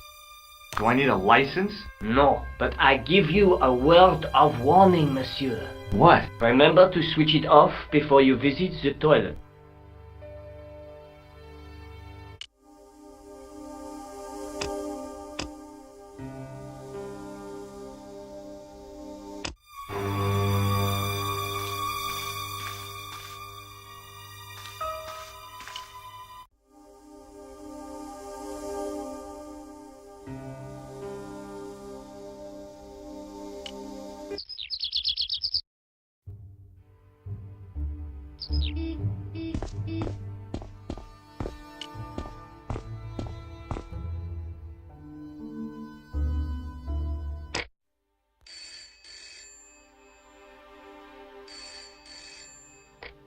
Hello? Who is this? Hi. My name's George Stobart. You don't know me. Correct, Mr. Stobart. I don't. What can I do for you? Well, I'm trying to trace one of your customers. Could I maybe come over and talk to you? No, that's not possible. Oh, okay. Forget it. Listen, all I want is a name. What are you talking about? Who are you working for? I guess you might say I'm acting in the interests of truth and justice. Ah, thank God. I thought you were the police. There are innocent lives at stake, Mr. Todrick. Lives that you could save. You're collecting for charity, yes? No, I'm not. All I want from you is information. Go on. I'm listening. The man I'm looking for is called Khan. He bought a suit from you, remember? Mr. Khan. Yes, I remember him. Yes, I delivered the suit to his hotel. The Hotel Ubu. I don't remember the room number. It was upstairs. The second room on the right-hand side of the corridor. Thanks, Todrick. That's all I wanted to know. Now I've got you, Mr. Clown.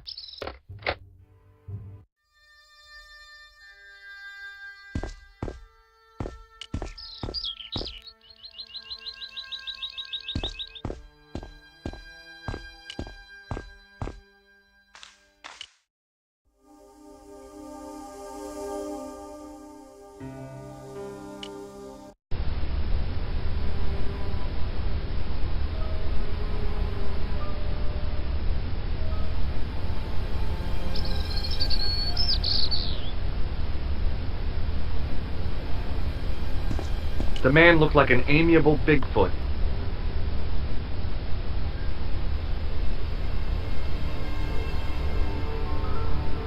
The guy looked just like a weasel.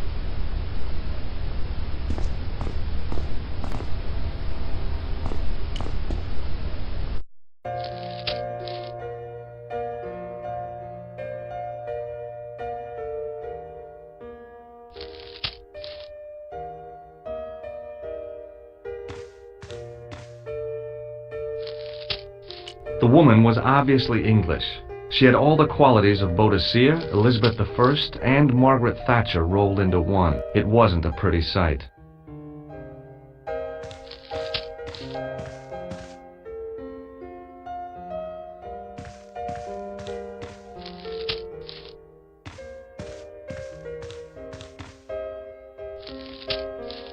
The clerk wore a disdainful expression, like he'd been born with it. I want some information. Who are you? The police? I'm conducting a private investigation. Ah, I know only too well what you mean. That is one of the drawbacks of the catering business. When people book into an hotel, they leave their morals at home, no?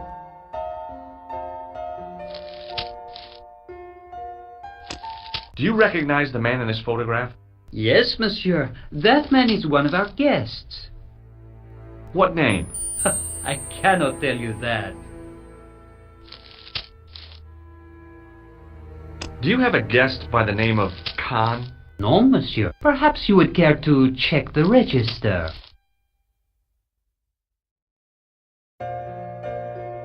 The man who calls himself Khan has a scar on his right cheek. Vraiment? I tell you, I do not know a man named Khan. Maybe not, but I've noticed a change in his expression when I mentioned the scar.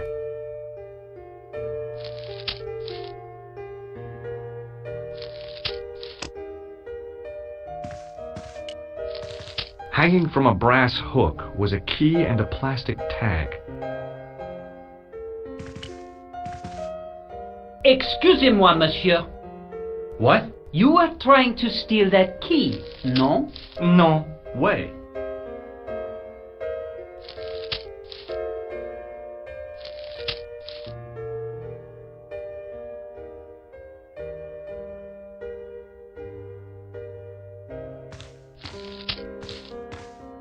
I recognized the guy. It was the Nobel Prize winner from the country whose name I couldn't pronounce.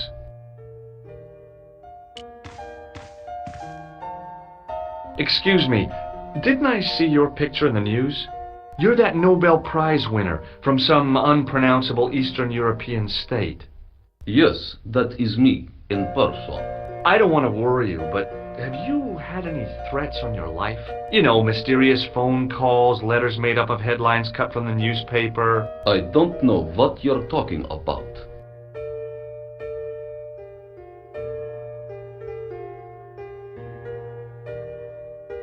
Have you seen a clown? I beg your pardon? The clown. A guy in funny pants. Have you seen him? My pants are from England, Marks and Spencer. They are a pleasure and a comfort to wear, with much support. I'm real glad to hear that. You know, it's good to know you Nobel Prize winners are human too. In my country, the people make do with string and egg cartoons. For pants? For everything. Oppression is the mother of ingenuity. Do you recognize this man? He calls himself Khan. Yes, I know this man. Why do you carry his photograph? I'm a private detective.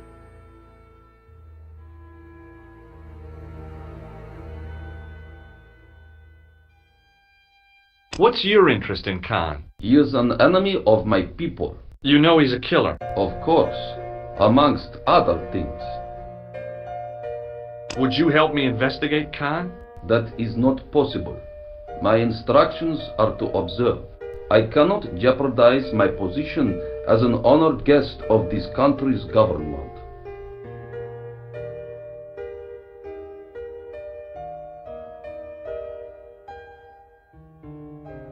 Thanks for your help. Goodbye.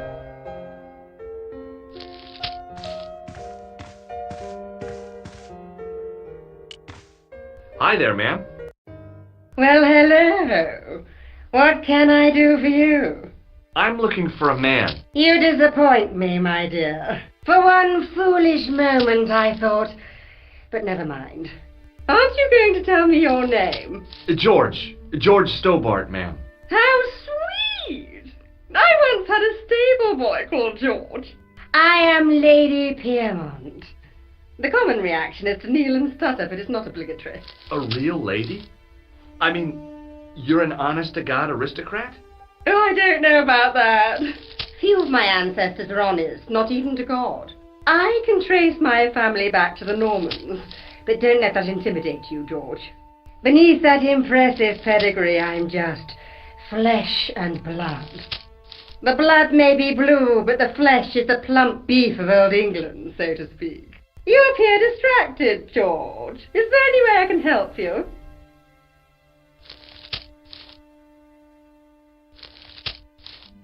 I'm looking for a murderer. Good heavens! You're a private detective. That's correct, ma'am. What's the term you Americans use? It's on the tip of my tongue. I believe what you're thinking of is Dick. Precisely.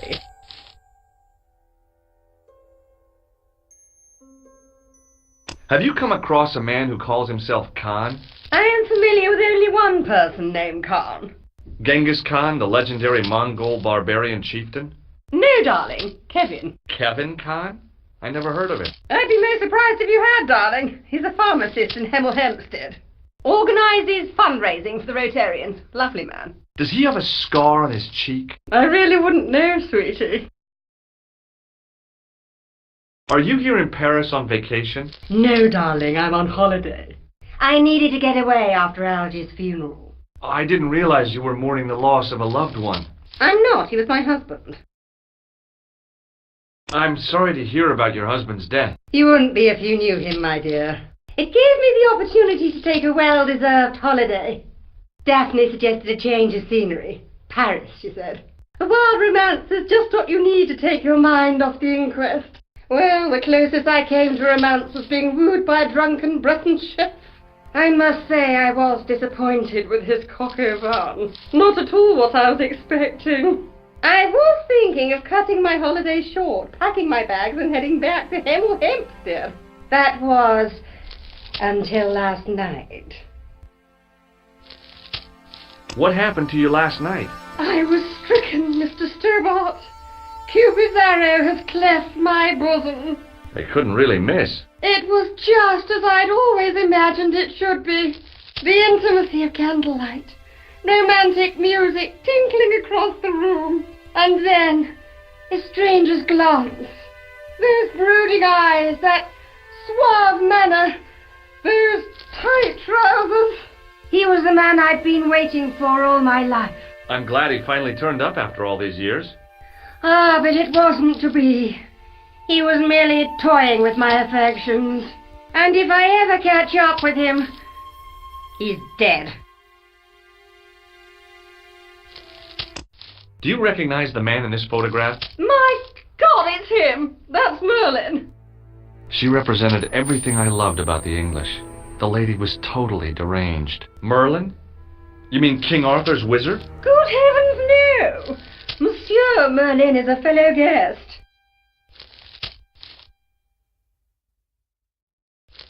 The man you know as Merlin is a fake. What do you mean, sweetie? He's a murderer. He also uses the name Khan. I am shocked, Mr. Stobart. Shaken. I took him to be a gentleman, a man of honor. Do you know, I'd rather like to assist you in stitching him up. When did you last see Merlin? It was no more than an hour ago. He came downstairs and spoke to that clerk chappie. Something passed hands. I couldn't see what exactly. A briefcase? No, smaller than that. A bundle of papers, perhaps. The clerk put it in the hotel safe and Merlin went out. Are you sure you saw Merlin putting documents in the safe? Yes, darling, positive. I wonder what they were. Obviously something of great importance. Yeah. I'd sure like to get my hands on whatever it is. I'll bet they had something to do with Plantow's briefcase. Has Merlin returned to the hotel? No, he hasn't. Are you going to search his room? If I could get in there, I would. Who was the guy who led you on? His name is Merlin. Did you know there's a gangster out front? What makes you think he's a gangster? The Italian suit and the bulge in his pocket? I know plenty of men with Italian suits and bulges in their pockets. That doesn't necessarily make them gangsters.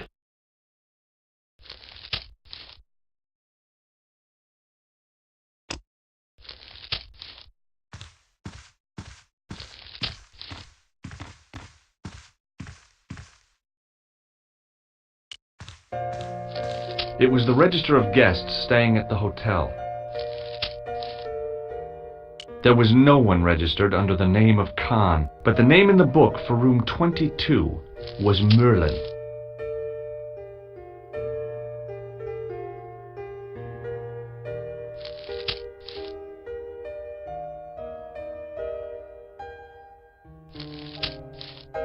What now, monsieur?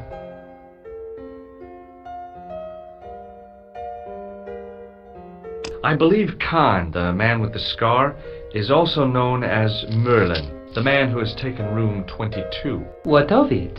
What do you want? Access to his room. Do you have a license, monsieur? Huh? A private investigator's license? Well, not exactly, but I can explain everything. I am sorry, but without credentials, I cannot help. I insist you give me the key to Merlin's room. I cannot do that, monsieur. This guy Merlin is a menace. So you say, monsieur. He's not only a danger to society, but to your guests as well. He has toyed with the affections of Lady Piermont. Ciel! Are there no depths to which he will not sink? Precisely. About the key hanging on the hook over there. Oui, monsieur. Which room is it for? Number 21. Is that room taken? No. The guests checked out this morning. I'd like to check into room 21. That is not possible. How come? You said it was vacant. It is reserved for another guest. Rats. No, monsieur. Dutch.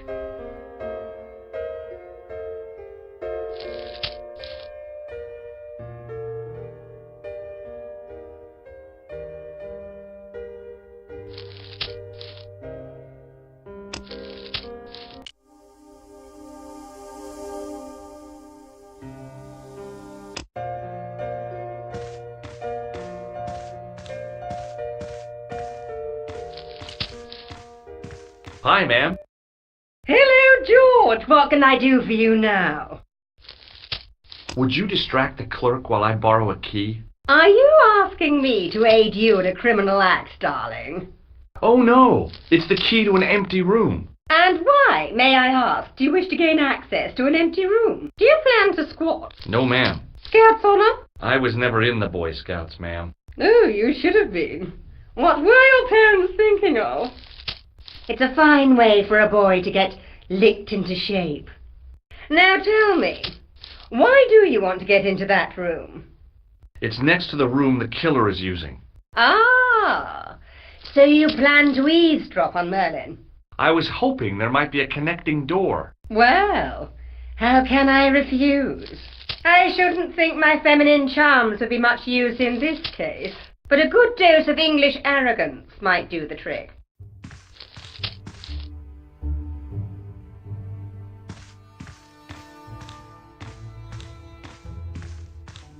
I say! You there! Flunky! Oui, madame. Listen carefully. You do understand English, don't you? But of course, madame. Good. I wish to deposit some jewellery for safekeeping. I understand. Are you quite certain? Oh, bien sûr, madame.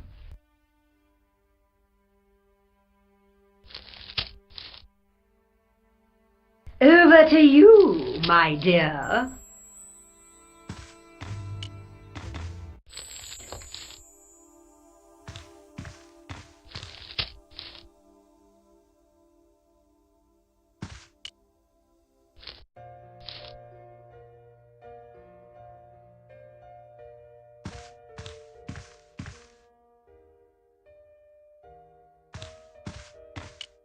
The sign on the door read 21.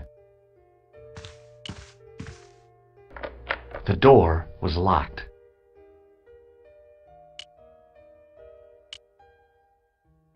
Maybe it wasn't the right room, but this was the right key.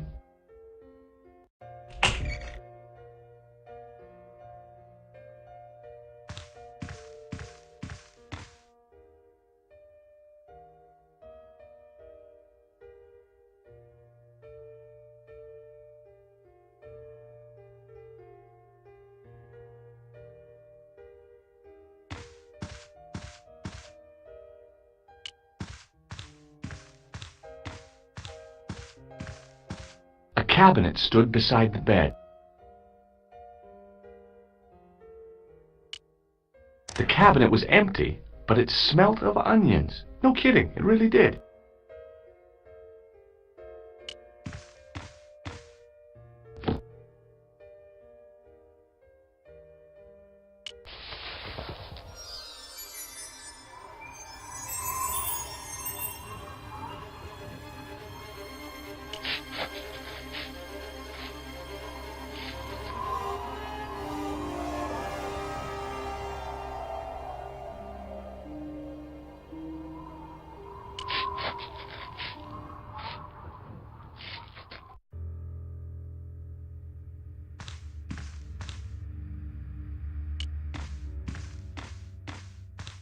The cabinet had no drawers, just a single door.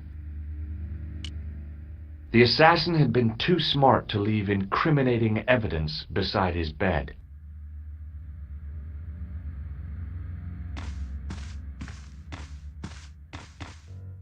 The bed was several times larger than the narrow cot I'd been given at the place I was staying.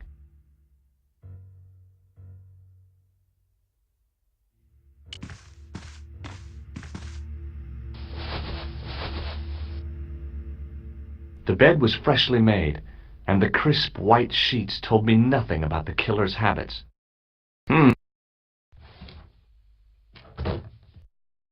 It was the battered leather briefcase I'd seen Plantar carrying just before he died. I searched the interior of the briefcase, but, as I'd half expected, it was empty.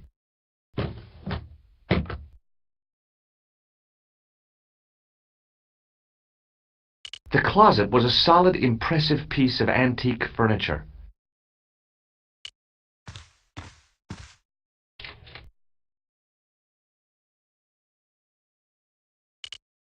There was nothing in the pockets of the pants. There was nothing in the pockets of the pants.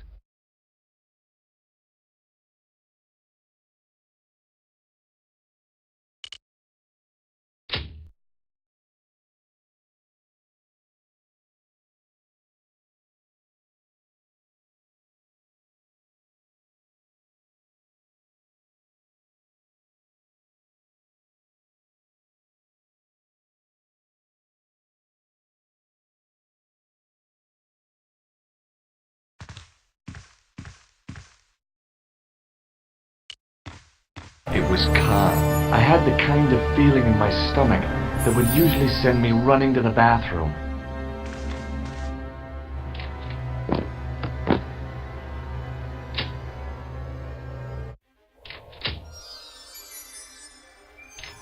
As Khan opened the wardrobe, I was sure I was dead. But he grabbed his pants quickly and didn't even see me. I didn't usually spy on men getting changed. But this guy was a killer, and I didn't want any surprises. He left his checkered pants on the bed.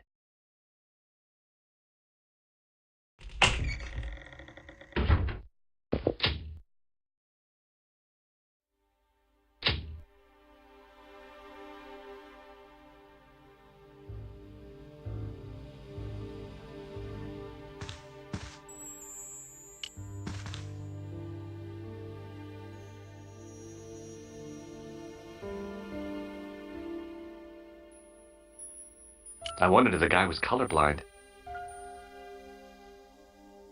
I had that kind of feeling you only get from searching still warm pants. There was nothing in the pocket. A strip along the side seam of the pants had been unpicked, then sewn back up with strong thread and a special stitch. I found an ordinary matchbook. No matches, no clues. But as I pulled it from the pocket, a strong thread came with it. A thread with a metal tag on the end.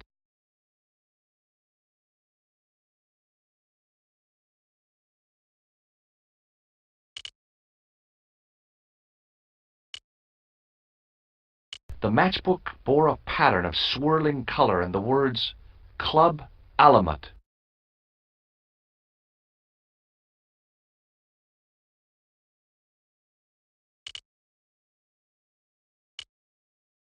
I pulled on the metal tag and the thread came out of the pants. It was like pulling out a ripcord.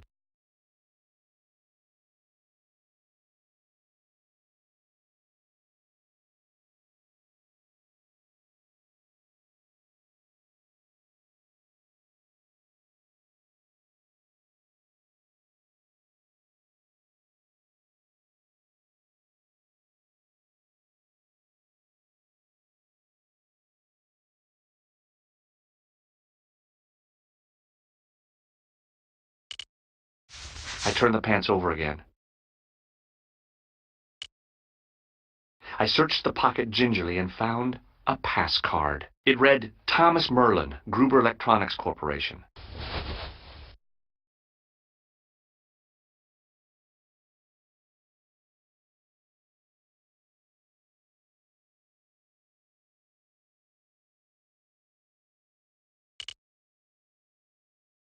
It was the card I'd found in the hotel bedroom.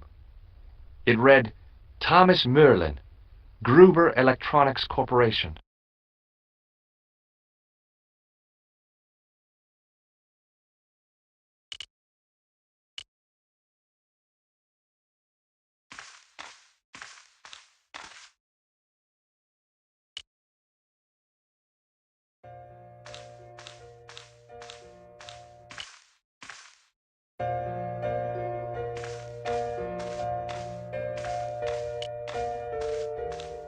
Hi, ma'am. Hello, George. What can I do for you now? I found this pass in Merlin's room. So, that deceitful little man is passing himself off as an electrician, is he? Uh-huh. This guy probably has a million faces.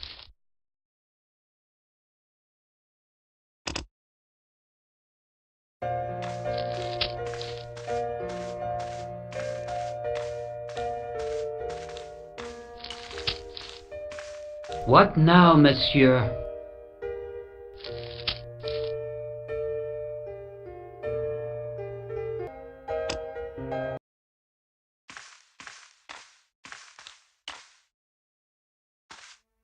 Just a minute, monsieur. What's your problem? No problem, if you cooperate. What do you want?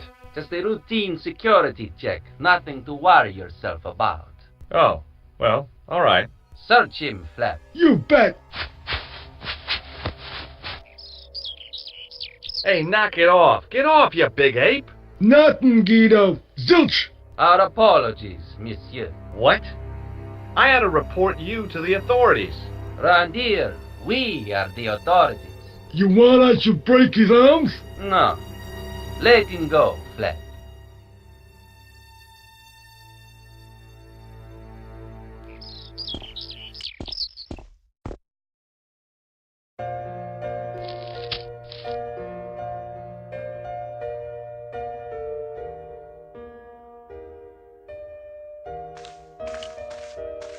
Hi, ma'am.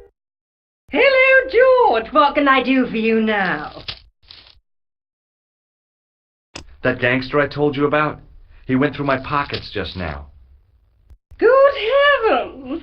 One never knows what to expect in foreign parts. Thank you for the warning, young man. I shall hide my credit cards in my underwear.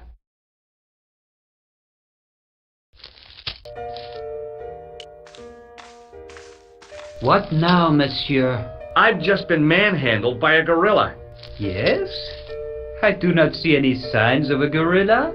No, not a real gorilla. It was a guy who looked like a gorilla. It happened right out front of this building. Let me get this quite clear. Are you complaining or bragging? I want to know what you're going to do about it. The scrawny one has a gun. I suggest you contact the police. Can't you do anything about them? What goes on in the streets of Paris is hardly my responsibility.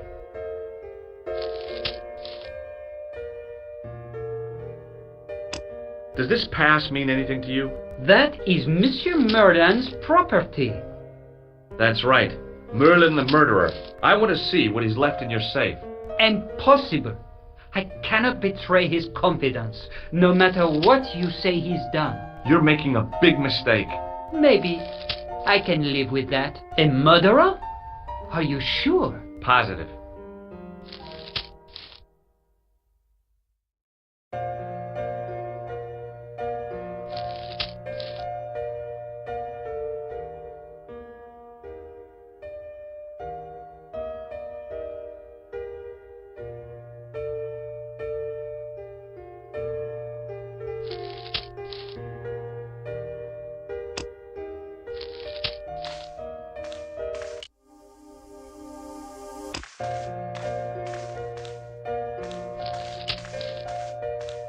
Hi, ma'am. Hello, George. What can I do for you now? I showed the pass to the clerk, hoping he'd give me Merlin's papers, but he wouldn't buy it. He's too scared. I'll give him something to be scared of. Follow me, George!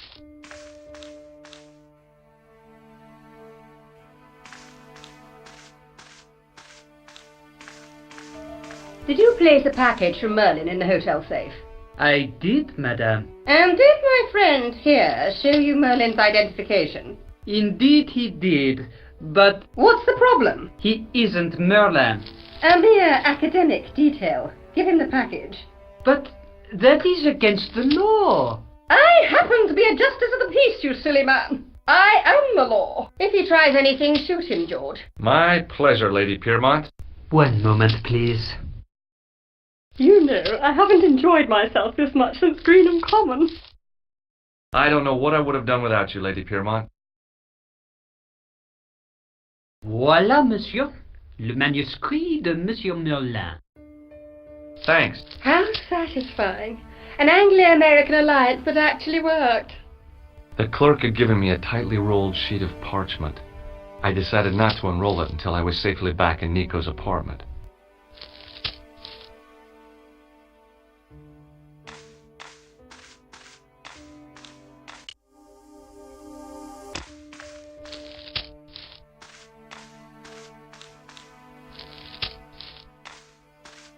I couldn't leave the hotel with the manuscript. It was probably what those thugs were looking for.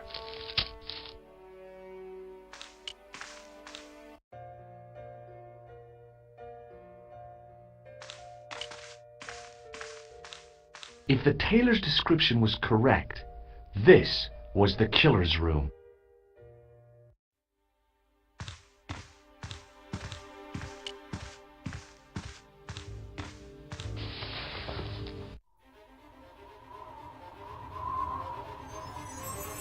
The cobbles of the alleyway looked very distant and very hard.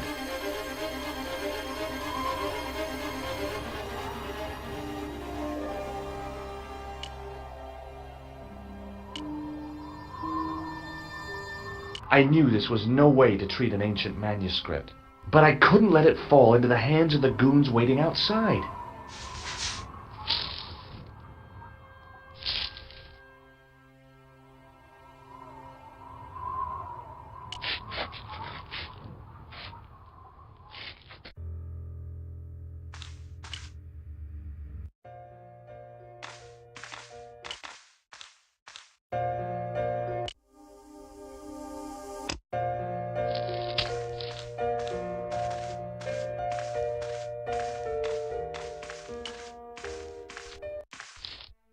hold it right there. Search him again, Flap. Nothing, Guido. Okay, let him go.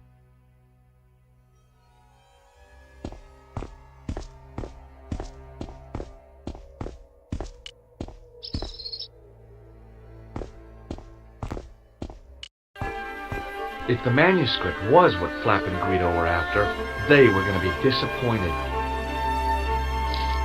I couldn't wait to get back to Nico's apartment and check it out.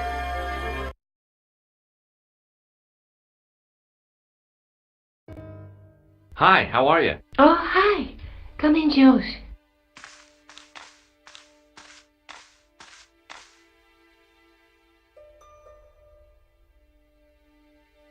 You're just not going to believe what I found. It's not another part of the clown's costume, is it? It's a medieval manuscript. Khan left it in the safe at the U-boot. It's incredible. Is this what he took from Plantar? It could be, which means it's worth enough to kill for. Look there, two guys on the same horse. Oh, yeah. Maybe they couldn't afford one each. What of it? Have you ever heard of the Knights Templar? Their official seal was an image of two knights sharing a horse. Whatever this manuscript means, it's connected with the Templars. How come you know about these knights? I learned about them while writing an article on the Crusades.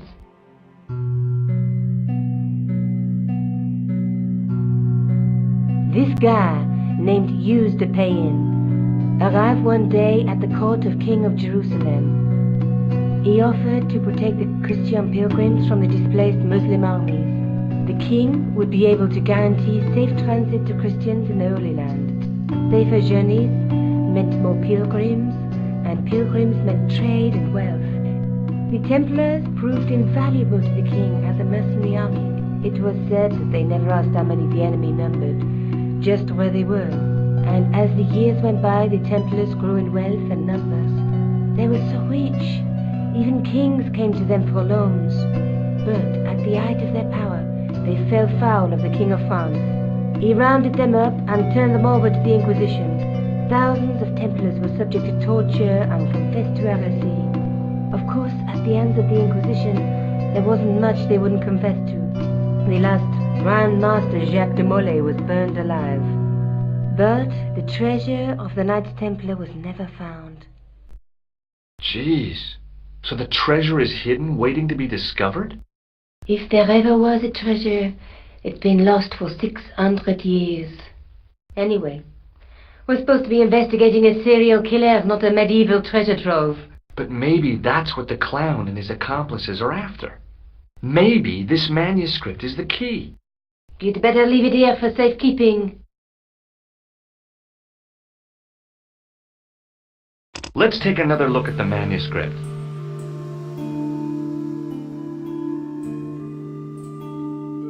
There's a guy with a sword and a bull. The only mythological bull I know of is the Minotaur, but he was only half bull. I don't think I'd like to be half a bull, even if it was the bottom half. What's that object between them? It looks like a gem on top of a tripod.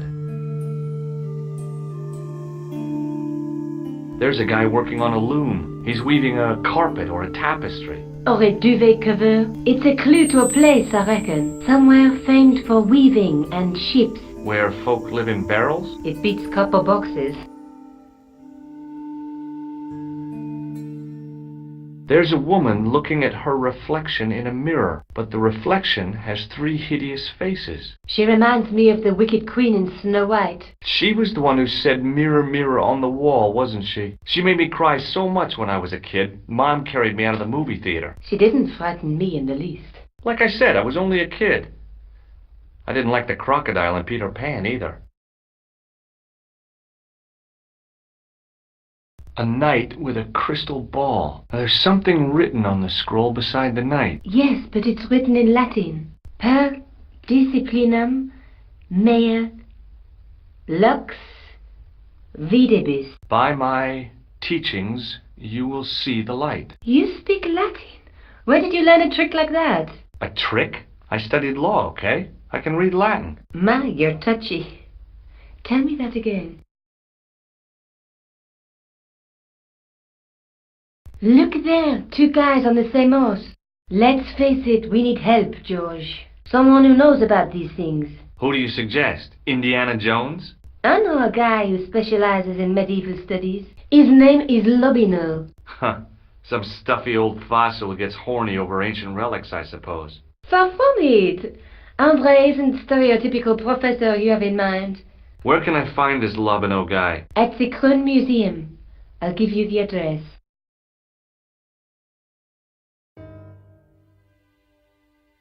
I found this in the killer's room. What is it, a credit card? ID. Thomas Merlin, of the Gruber Electronics Corporation. Never heard of him, or the company.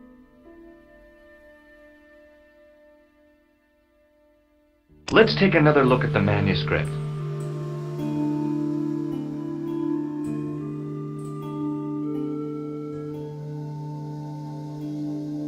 There's a woman, but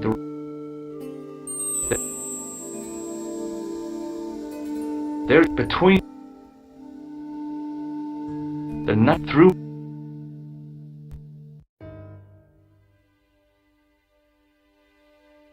I have to go. Okay. Don't forget to look for Lobino at the Krone Museum.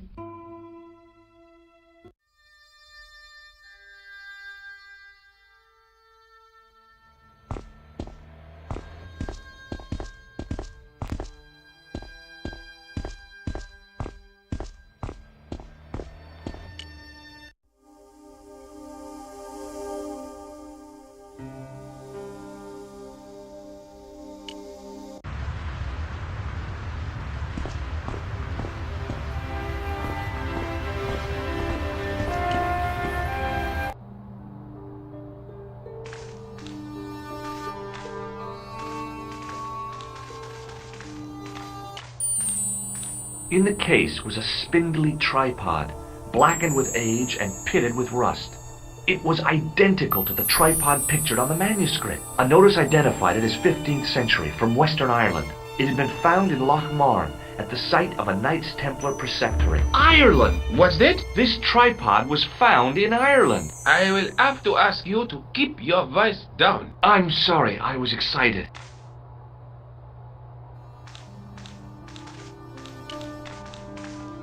A metal rod attached to the wall was connected to the window.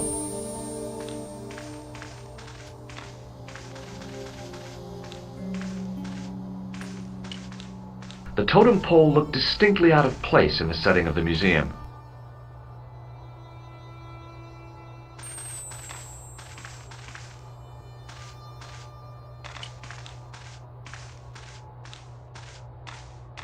It was an ancient Egyptian sarcophagus with a beautifully painted effigy of its owner on the lid.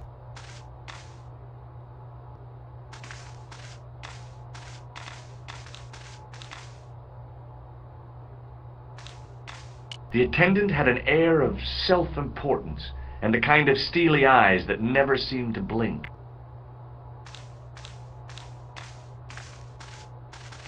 Pardon me. Oui, monsieur? Are you Lobino? Oh, no. Fancy you mistaking me for him. No. I am the deputy custodian. But Lobino does work here. Work? I wouldn't go so far as to call it that. He studies here most days, but as you can see for yourself, not today. Can you give me any further information about the tripod? Certainly, monsieur. It's infamous. That tripod, that belonged to John Dee. What's the importance of John Dee's tripod? Dee was the most famous escapologist of the 16th century. The Houdini of his time. Don't you mean alchemist? Escapologists use ropes, chains, and handcuffs, not tripods. Well, whatever he was, that is the tripod he used in his experiments. What kind of experiments did John Dee perform with his tripod? Oh, the usual. Didn't you study chemistry at school? Yeah, but we skipped over thaumatology. Can I take a closer look at the tripod? What? Get it out of the case? Ah, no! That tripod is protected by a sophisticated surveillance system. How sophisticated? A painfully loud alarm bell. How is the alarm bell triggered? By the slightest pressure on or movement of any part of the case wherein that tripod is situated. It strikes me that to call your alarm system sophisticated is, well, stretching the truth a little. It has never failed yet. The sophistication is in its simplicity. Do you know anything about the Knights of the Temple? No, sir.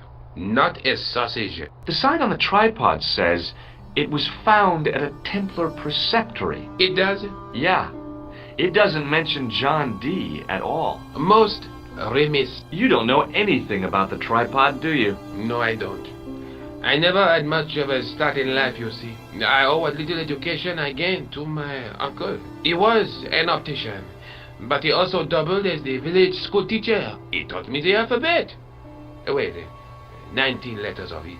The bottom row of the chart was too small even for him to read, so he left them out. Why don't you start over and enroll for adult education? You know, I never thought of that. Do you think if I studied art and did all my homework, I could be a professor of history? At your age?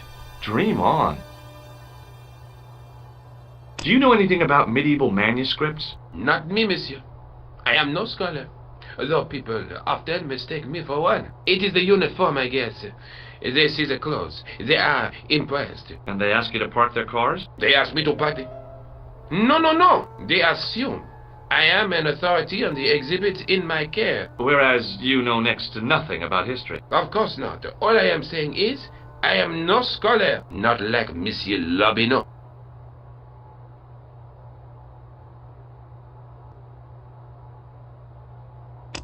Do you recognize the man in this photograph? No, monsieur. Is there any reason why I should? I guess not. Thanks for your help.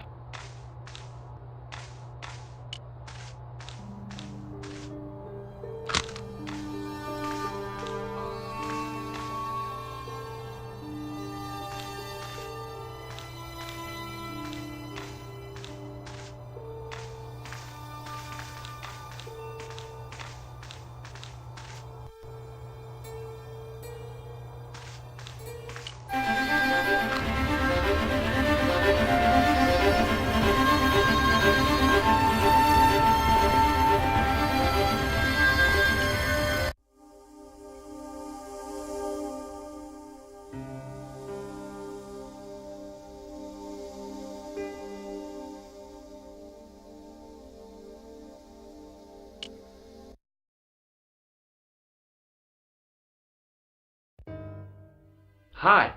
I've been to the Kroon Museum. Did you speak to Lobineau? No, he wasn't there.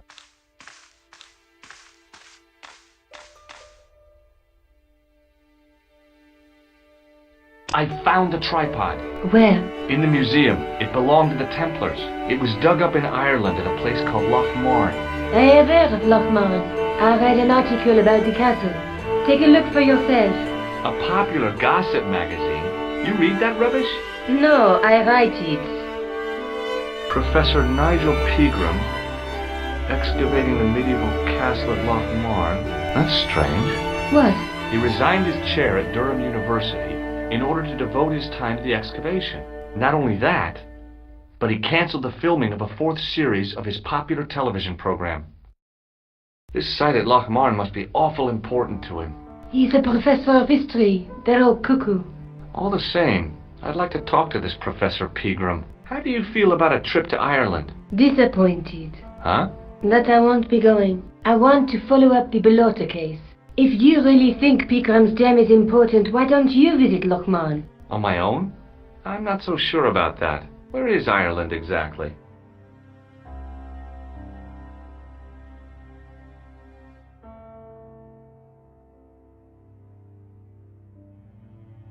Do you have a boyfriend? Not anymore. There was someone.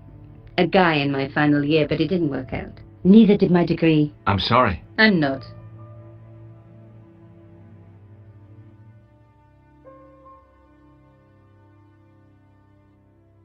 Tell me more about your family. When I was a little girl, I used to spend the winter with my grandfather and grandma. They were the best times, warm and safe in their tiny cottage. My grandfather rolled cigarettes while grandma made hot chocolate and cakes. One day, he stopped his scrolling. He put the lid back on his tobacco jar and took me in his arms. I laughed and wriggled, but he hushed me to be silent. With his unshaven chin all scratchy in my ear, he told me his secret. What did he say? He said, "I don't smoke, but she likes to think I do." What a weird old man. Don't call my grandfather weird. He was the nicest guy ever. I wish I was back in that cottage instead of this crummy apartment in this noisy city.